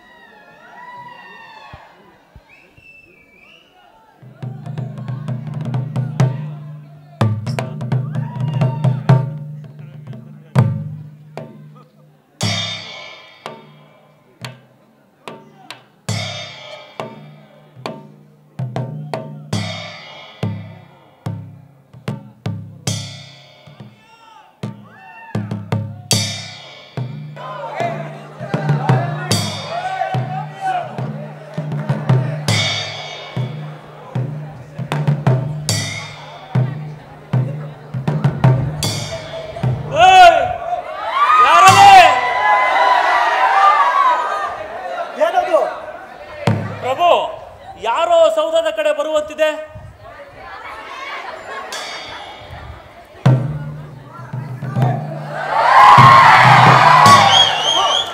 ಇದೇನು ಅನಗರಾಜ? ಶ್ರೀಮಂತರನ್ನೇ ಅರಸುತ್ತಿದ್ದೇನೆ ಪ್ರಭು. ನಟ್ಟಿರುಳು ಕಳೆದ ಈ ಅಸಮಯದ ಕಕ್ಕತ್ತಲಲ್ಲಿ. ಹೌದು, ತುಂಗರಾಯನು ನನ್ನ ನಟ್ಟಿದನು. ಹೇಳು. ಶ್ರೀಮನ್ ಮಹಾರಾಜರನ್ನು ದೇಗುಲದಿಂದ ಅವರ ಬಿಡಾರಕ್ಕೆ ಕರೆದೊಯ್ಯುತ್ತಿದ್ದಾಗ ಜನರು ಸಂದಣಿಗೊಂಡು ಅವರಿಗೆ ಅಡ್ಡ ಬೀಳುತ್ತಾ ಅವರನ್ನು ಬೇಗನೆ ಆ ಕಾರಾಗೃಹದಿಂದ ಬಿಡಿಸಿ ಅವರಿಗೆ ಪಟ್ಟಾಭಿಷೇಕವನ್ನು ಒಪ್ಪಿಸುವುದಾಗಿಯೂ ಹಾಗೂ ಶ್ರೀಮಂತರನ್ನು ಅವರ ರಾಯತನದ ಹಾವುಗೆ ಮಂಗಳಕ್ಕೆ ಸೀಳ್ದಿಡುವುದಾಗಿಯೂ ಕೂಗಿ ಕಳಕಳ ಮಾಡಿದರು ಪ್ರಭು. ಅದಕ್ಕೆ ಇವನ ಉತ್ತರವೇನು? ಏನೂ ಇಲ್ಲ, ಸುಮ್ಮನೆ ಮುಗುಳ್ನಗೆ ನಕ್ಕರು. ಆ ಮುಗುಳ್ನಗೆಯು ಸರ್ಪ ಚುಂಬನದಂತೆ ವಿಷ ಸಿದ್ಧವಾದುದೆಂಬುದು ತುಂಗನಿಗೆ ಅರ್ಥವಾಗಲಿಲ್ಲವೇನು? ಆ ನಿಮಿಷವೇ ತುಂಗರಾಯನು ಪುರರಕ್ಷಕರ ದಳವನ್ನು ಕಳಿ ಅಲ್ಲಿರುವ ಸಮರ್ಥವನ್ನು ಒಗ್ಗೂಡಿಸಬೇಕೆಂದು, ಹಾಗೆ ಬಗ್ಗದವರನ್ನು ಒಯ್ದೊಡಿಸಬೇಕೆಂದು, ಅದಕ್ಕೂ ಮೀರಿದವರನ್ನು ನಿರ್ಶಂಕೆಯಿಂದಿರಿದು ಕೊಂದು ಬಿಡಬೇಕೆಂದು ಶಾಸಿಸಿದನಲ್ಲದೆ ಆ ನರಸೀಪುರದವನನ್ನು ತೋರಿ ಅಥವಾ ಹಿಡಿದುಕೊಟ್ಟವರಿಗೆ 5,000 ವರಗಳ ಸಮ್ಮಾನವು ಲಭಿಸುವುದೆಂದು ಪ್ರಕಟಿಸಿದನು ಪ್ರಭು. ಅಷ್ಟರೊಳಗಾಗಿ ಜನರು ಅಲ್ಲಲ್ಲಿ ಅಡಗಿಕೊಂಡು ಅಗೋಚರರಾದರು. ನಮ್ಮ ದಳದವರು ಏನನ್ನೂ ಮಾಡಲಾಗದೆ ತಟಸ್ಥವಾಗಿ ಅರಮನೆಯ ಮುಂದೆ ಬೀಡುಗೊಂಡಿದ್ದಾರೆ.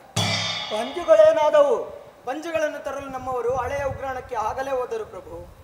ಆ ನರಸೀಪುರದವನನ್ನು ಹಿಡಿದಿರಾ? ಇಲ್ಲ ಪ್ರಭು, ಸದ್ಯ ಅವನಲ್ಲಿಯೋ ಮೈಗರೆದಿರುವಂತಿದೆ. ನಮ್ಮ ಆಳುಗಳು ಅರಸ ಹೊರಟಾಗಲೇ ನಮ್ಮ ವಿಪಕ್ಷದವರಿಗೆ ಅದೃಶ್ಯಾಂಜನವೂ ಸಿದ್ಧಿಸುವುದು. ಮತ್ತದೇನು ಹೇಳಿ ತೊಲಗು. ಮಹಾರಾಜರಿರುವ ಕೋಣೆಯ ಬಾಗಿಲಲ್ಲಿ ಕಾವಲಿರುತ್ತಿದ್ದುವಂತ ಚೆನ್ನರಂಗರಿಬ್ಬರು ಕದವನ್ನು ಭದ್ರಪಡಿಸಿ ಮಹಾರಾಜರೊಡನೆ ಏನನ್ನು ಮಂಥನ ಮಾಡುತ್ತಿದ್ದುದನ್ನು ತುಂಗರಾಯರು ಕಂಡುಹಿಡಿದರು ಪ್ರಭು. ಅವರ ವಿಷಯದಲ್ಲಿ ಅವರಿಗೆ ತೀವ್ರ ಸಂಶಯ ಉಂಟಾಗಿದೆ.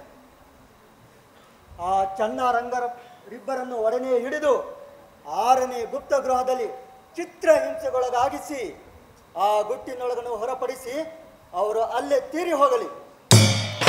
ಅಪ್ಪಣೆ. ಚೆನ್ನರಂಗರಿಬ್ಬರು ಆ ನರಸೀಪುರದವನಂತಾಗದಿರಲಿ. ಜೋಕೆ. ಅಪ್ಪಣೆ ಪ್ರಭು.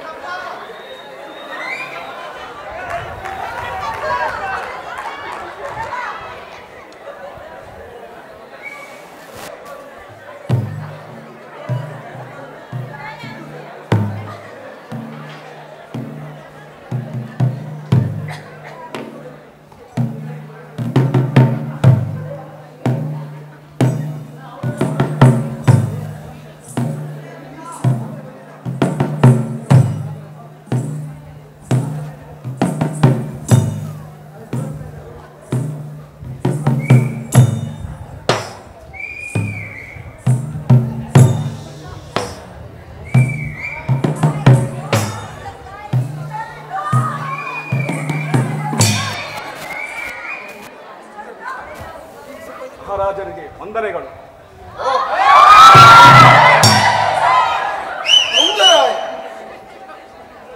ಆಳಿದ ಮಹಾಸ್ವಾಮಿಯವರು ಇಂದು ಆರೋಗಣೆಗೂ ಸಜ್ಜೆಗೂ ವಿಜಯ ಮಾಡಿಸಿ ಆಳುವ ಮಹಾಸ್ವಾಮಿಯವರು ಆರೋಗಣೆಯನ್ನು ಸಜ್ಜೆಯನ್ನು ಇಂದು ಇಲ್ಲಿಯೇ ಸ್ವೀಕರಿಸುತ್ತಾರೆ. ಆ ಊಳಿಗದವರನ್ನು ಕಳಿಸಿ ನಾಳೆ ಹೊತ್ತು ಮೂಡುವುದರೊಳಗಾಗಿ ಮಹಾಸ್ವಾಮಿಯವರಿಗೆ ಯೋಗ್ಯವಾದ ಉಪಸ್ಕರಗಳನ್ನು ಇಲ್ಲಿಗೆ ಸಮನ್ವಯಿಸಿ ಅದನ್ನು ಶೋಭಿಸುವಂತೆ ಅಣಿ ಮಾಡಬೇಕೆಂದು ಅಪ್ಪಣೆಯಾಗಿದೆ. ಶ್ರೀಮಂತರ ಕೃಪೆ. ಮಹಾಸ್ವಾಮಿಯವರ ಅಂತಃಪುರದವರು ಆರೋಧನೆಗೋಸ್ಕರವಾಗಿ ಪ್ರತೀಕ್ಷಿಸುತ್ತಿದ್ದಾರೆ. ನಾವು ಸೂಚಿಸಿದಂತೆ ಆ ಊಳಿಗದವರನ್ನು ಕಳಿಸಿ ಮಹಾಸ್ವಾಮಿ ನೀನು ಹೊರಡಬಹುದು. ಅಪ್ಪಣೆ.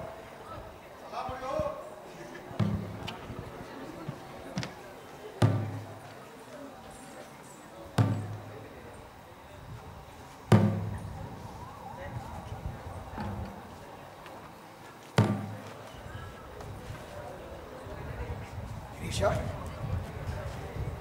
ಏನು ಈ ಇಬ್ಬರ ಕೈಮೆಯು ಎದೆಯನ್ನು ನಡುಗಿಸುವಂಥದ್ದು. ಅಂಥದ್ದೇನು ಹೇಳು. ಎಲ್ಲ ಪಾಪಿ, ಎಂಥ ಕಾರ್ಯವನ್ನೇಕೆ ಎಸಗಿದಿರಿ? ಕಡೆಗೂ ಬುದ್ಧಿಯವರು ನಮ್ಮನ್ನು ಒಪ್ಪಲೇ ಇಲ್ಲ. ಹೌದು ಬುದ್ಧಿ, ನಾನು ಪಾಪಿ ಮಹಾಸ್ವಾಮಿ. ಆದರೆ ಈ ಅಣ್ಣನಿಗಿಂತ, ಈ ಧೂರ್ತನಿಗಿಂತ ನಾನ ಮಹಾಸ್ವಾಮಿ. ಇವನನ್ನು ಈ ಪಟ್ಟಿಗೆ ಸಿಕ್ಕಿಸಿಕೊಳ್ಳದೆ ಬಿಟ್ಟಿದ್ದರೆ ನಮ್ಮಿಬ್ಬರನ್ನು ಅರಮನೆಯ ಕೆಳಗೆ ನೆಲಮಾಳಿಗೆಯ ಒಳಗೆ ಕೈಕಾಲು ಕತ್ತರಿಸಿ ಉಯ್ದು ಕೊಯ್ದು ಚಿವುಟಿ ಸುಚ್ಚಿ ಹಿಂಸೆ ಮಾಡಬೇಕು ಎನ್ನುತ್ತಾ ಕಟ್ಟು ಮಾಡುತ್ತಾ ಇದ್ದಾನವ ಬುದ್ಧಿ. ನನ್ನನ್ನ ರಂಗನನ್ನ ಗಿಡ್ಡಂಗಿಗೆ ಅಥವಾ ಸೂಲಕ್ಕೆಕ್ಕಿಸಿ ಸಾಯಿಸಿದರು. ಆದರೆ ನಮ್ಮ ದೊರೆಗಳ ಕುಲದವರಾದರೂ ಇನ್ನು ಮುಂದೆ ನೆಮ್ಮದಿಯಾಗಿ ಬದುಕುವರು ಸ್ವಾಮಿ. ಈ ವೃತ್ತಾಂತವು ನಿಲ್ಕಿದ ಪ್ರಜಾಲೋಕವು ಸಂತೋಷಿಸುತ್ತಿರುವುದು ಮಹಾಸ್ವಾಮಿ. ಹೀಗೆ ಸುಪ್ರಜಾವಳಿಯ ಗೌರವಕ್ಕೆ, ಭಕ್ತಿಗೆ, ವಿಶ್ವಾಸಕ್ಕೆ, ಸಂತೋಷಕ್ಕೆ, ಸರಳ ಸ್ನೇಹಕ್ಕೆ, ಮಹಾಸಮ್ಮತಕ್ಕೆ ಪಾತ್ರವಾಗಿರುವ ಮಹೀಶೂರು ಯಾದವ ಪ್ರಭುವಂಶದ ಪರಮ ಸುಕೃತದ ಸಂಭಾವನವಿದಹುದು. ಅದು ಮಹಾಸ್ವಾಮಿಯವರ ಉತ್ಸಾಹವರ್ಧನದಿಂದ ಧನ್ಯವಾಗುವುದು ಮಹಾಸ್ವಾಮಿ. ಇದು ಹೇಗಾಯ್ತು? ದಳವಾಯಿಗಳ ಪಂಜು ನಂದಿ ಹೋಗುತ್ತಲೇ ರಂಗನನ್ನ ಕೆಳಕ್ಕೆ ಕೆಡಿಕೊಂಡು ಅವನ ಈ ಎದೆಯ ಮೇಲೆ ಊರಿ ಅವನ ಕತ್ತನ್ನು ಹೀಗೆ ಇಚ್ಚುಕುತ್ತ, ಓ ಸಿಂಗ, ಓ ತುಂಗ ಎಂದು ಕೂಗುತ್ತಾ ಇದ್ದರು. ಆಗ ನಾನು ಅದು ನಿಜವೇ? ಆ ದ್ರೋಹಿ ವಿಕ್ರಮರಾಯನ ಸತ್ತನೆ? ಅದು ಅವನ ತಲೆಯೇ?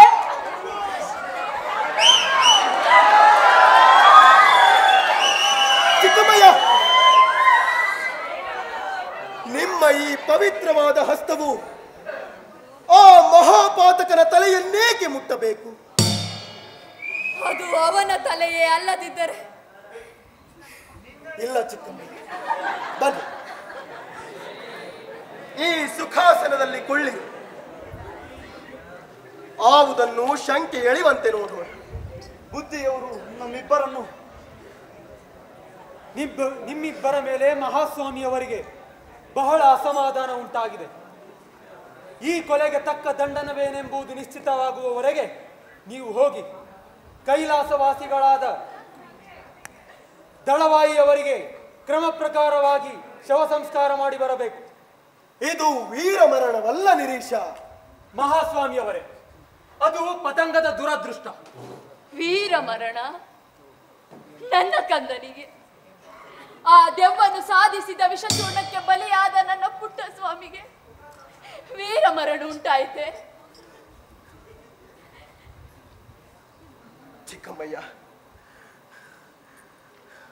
ನಿರೀಶ, ನಮ್ಮ ಅಂತಃಪುರದವರು ಮಹಾಮಾತೃಶ್ರೀಯವರ ಪಾದ ಸೇವೆಗೆ ಈಗಲೇ ಇಲ್ಲಿಗೆ ಬರಬೇಕು.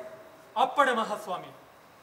ನಾವು ಈಗಲೇ ಮಲ್ಲ ಹನುಮನ ಬೆಂಬಲಕ್ಕೆ ಹೊರಡಬೇಕಾದ ಸಮಯವಾಯಿತು. ಚಿಕ್ಕಮ್ಮಯ್ಯ, ಜೋಪಾನ.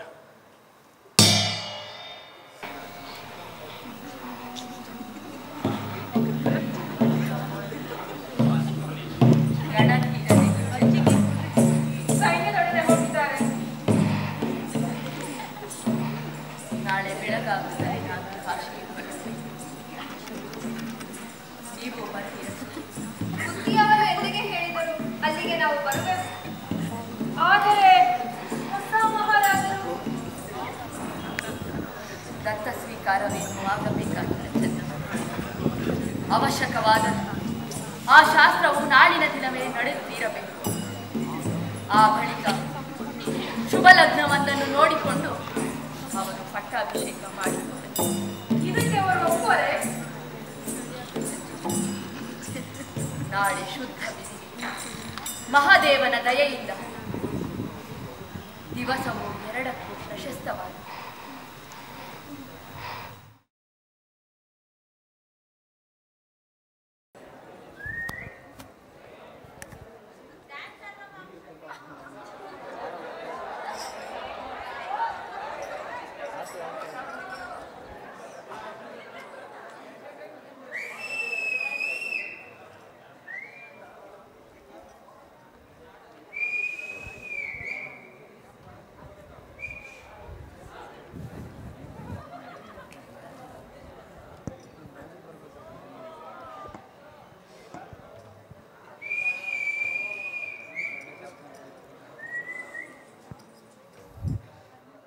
ಮೈಸೂರು ರಾಜ್ಯದ ದೊರೆ ರಣಧೀರ ನಾಯಕನೇ, ನಿನ್ನಂಥವ್ರು ಯಾರೂ ಇಲ್ವಲ್ಲೋ ಲೋಕದ ಮ್ಯಾಲೆ, ನಿನ್ನಂಥವ್ರು ಯಾರೂ ಇಲ್ವಲ್ಲೋ ಲೋಕದ ಮ್ಯಾಲೆ. ಮೈಸೂರು ರಾಜ್ಯದ ದೊರೆ ರಣಧೀರ ನಾಯಕನೇ, ಮೈಸೂರು ರಾಜ್ಯದ ದೊರೆ ರಣಧೀರ ನಾಯಕನೇ, ನಿನ್ನಂಥವ್ರು ಯಾರೂ ಇಲ್ವಲ್ಲೋ ಲೋಕದ ಮ್ಯಾಲೆ, ನಿನ್ನಂಥವ್ರು ಯಾರೂ ಇಲ್ವಲ್ಲೋ ಲೋಕದ ಮ್ಯಾಲೆ. ಹಿಂದೆ 200 ದಂಡು, ಮುಂದೆ 300 ದಂಡು, ಹಿಂದೆ 200 ದಂಡು, ಮುಂದೆ 300 ದಂಡು, ನಿನ್ನಂಥವ್ರು ಯಾರೂ ಇಲ್ವಲ್ಲೋ ಲೋಕದ ಮ್ಯಾಲೆ. ಮೈಸೂರು ರಾಜ್ಯದ ದೊರೆ ರಣಧೀರ ನಾಯಕನೇ, ಮೈಸೂರು ರಾಜ್ಯದ ದೊರೆ ರಣಧೀರ ನಾಯಕನೇ, ನಿನ್ನಂಥವ್ರು ಯಾರೂ ಇಲ್ವಲ್ಲೋ ಲೋಕದ ಮ್ಯಾಲೆ, ನಿನ್ನಂಥವ್ರು ಯಾರೂ ಇಲ್ವಲ್ಲೋ ಲೋಕದ ಮ್ಯಾಲೆ.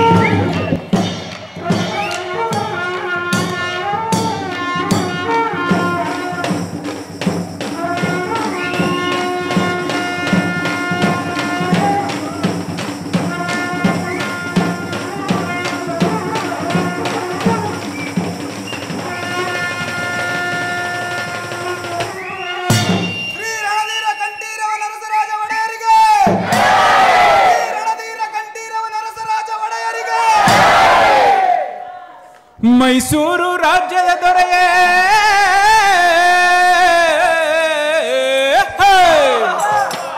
ರಣಧೀರ ನಾಯಕ, ನಿನ್ನಂಥೋರ್ ಯಾರೂ ಇಲ್ವಲ್ಲೋ ಲೋಕದ ಮ್ಯಾಲೆ, ನಿನ್ನಂಥೋರ್ ಯಾರೂ ಇಲ್ವಲ್ಲೋ ಲೋಕದ ಮ್ಯಾಲೆ.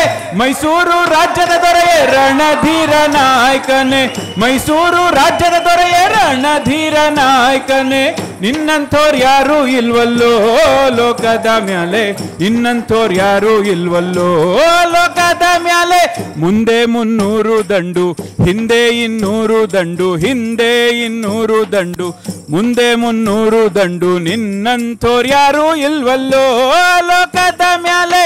ಮೈಸೂರು ರಾಜ್ಯದ ದೊರೆಯೇ ರಣಧೀರ ನಾಯಕನೇ, ಮೈಸೂರು ರಾಜ್ಯದ ದೊರೆಯೇ ರಣಧೀರ ನಾಯಕನೇ, ನಿನ್ನಂಥೋರ್ ಯಾರೂ ಇಲ್ವಲ್ಲೋ ಲೋಕದ ಮ್ಯಾಲೆ, ನಿನ್ನಂಥೋರ್ ಯಾರೂ ಇಲ್ವಲ್ಲೋ ಲೋಕದ ಮ್ಯಾಲೆ.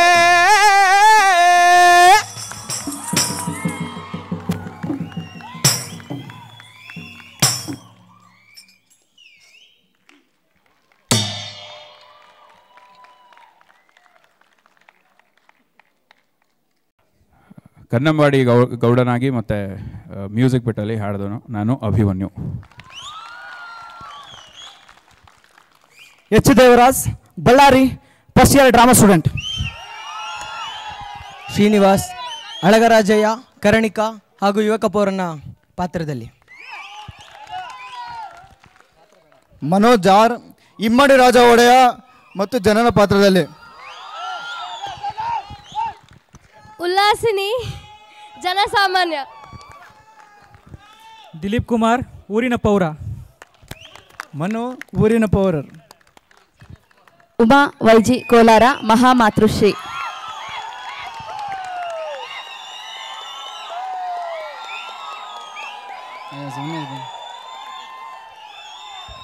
ಹಾಯ್, ಎಲ್ರಿಗೂ ನಮಸ್ಕಾರ.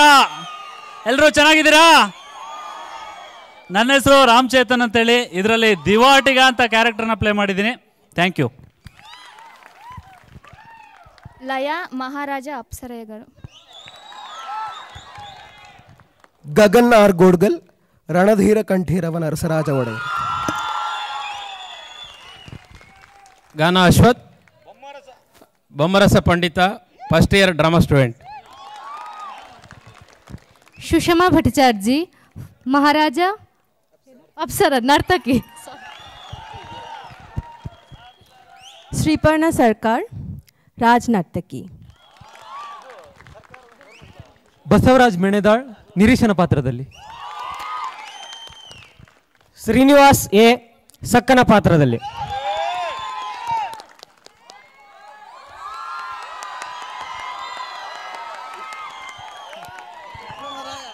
ಅನುರಾಗ್ ಭೀಮಸಂದ್ರ, ತುಮಕೂರು, ದಳವಾಯಿ ವಿಕ್ರಮರಾಯ ಪಾತ್ರದಲ್ಲಿ.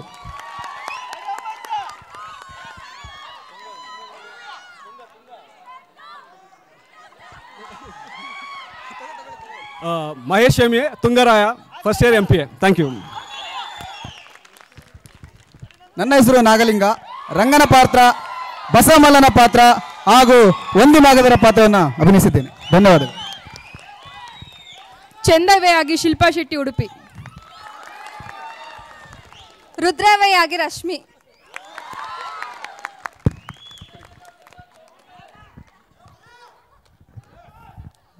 ರಂಗದ ಹಿಂದೆ ನೇಪಥ್ಯದಲ್ಲಿ ರಂಗ ಸಜ್ಜಿಕೆ ಮತ್ತು ರಂಗ ಪರಿಕರಗಳು BR ಮಧುಸೂದನ್ ಮತ್ತು ಶಂಕರ್ ಮೆಟ್ರಿ.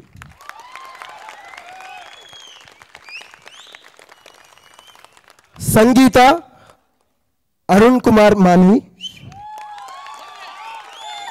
ಸಾಂಗತ್ಯದಲ್ಲಿ ಉಮಾ ವೈಜಿ ಮತ್ತು ಅಭಿಮನ್ಯು ಭೂಪತಿ, ಹಾಗೆ ನಂಜಪ್ಪ ಅವರು. ಪ್ರಸಾದನ ಶ್ರೀ ರಾಮಕೃಷ್ಣ ಬೆಳ್ತೂರ್ ಸರ್.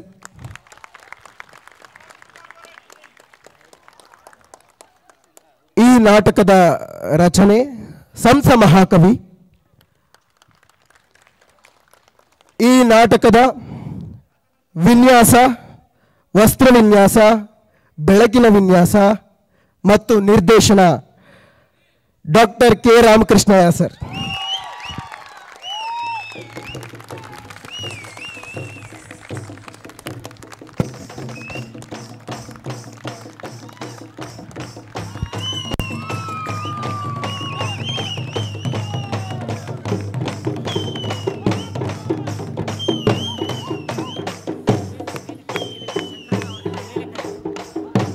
ಶಂಕರ್ ಮಿಟ್ರಿ ಅವರು, ಮಧುಸೂದನ್ ಅವರು, ನಂಜಪ್ಪ ಅವರು, ಅರುಣ್ ಸರ್ ಎಲ್ಲ ಮೇಲ್ ಬನ್ನಿ, ವೇದಿಕೆ ಮೇಲೆ ಬನ್ನಿ.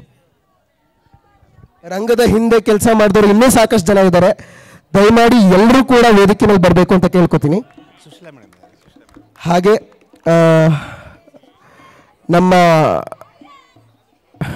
ಡಿಪಾರ್ಟ್ಮೆಂಟ್ನ ಮುಖ್ಯಸ್ಥರಾದ ಹಂಸಿಣಿ ನಾಗೇಂದ್ರ ಮೇಡಮ್ ಅವರಿದ್ದರೆ ವೇದಿಕೆ ಮೇಲೆ ಬರಬೇಕು.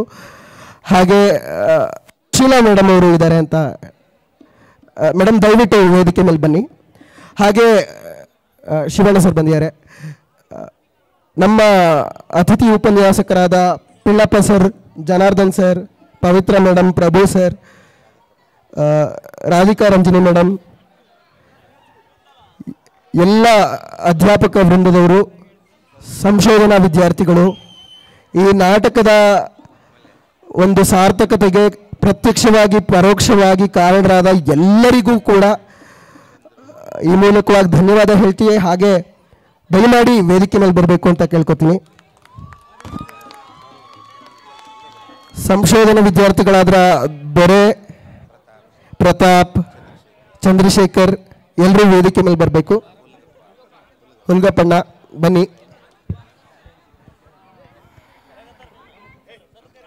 ಇಂದಿನ ಈ ನಾಟಕಕ್ಕೆ ಬೆಳಕಿನ ಮತ್ತು ಧ್ವನಿವರ್ಧಕಗಳನ್ನು ನೀಡಿದ ನಾಗಣ್ಣ ಅವರು ಕೂಡ ವೇದಿಕೆ ಮೇಲೆ ಬರಬೇಕು.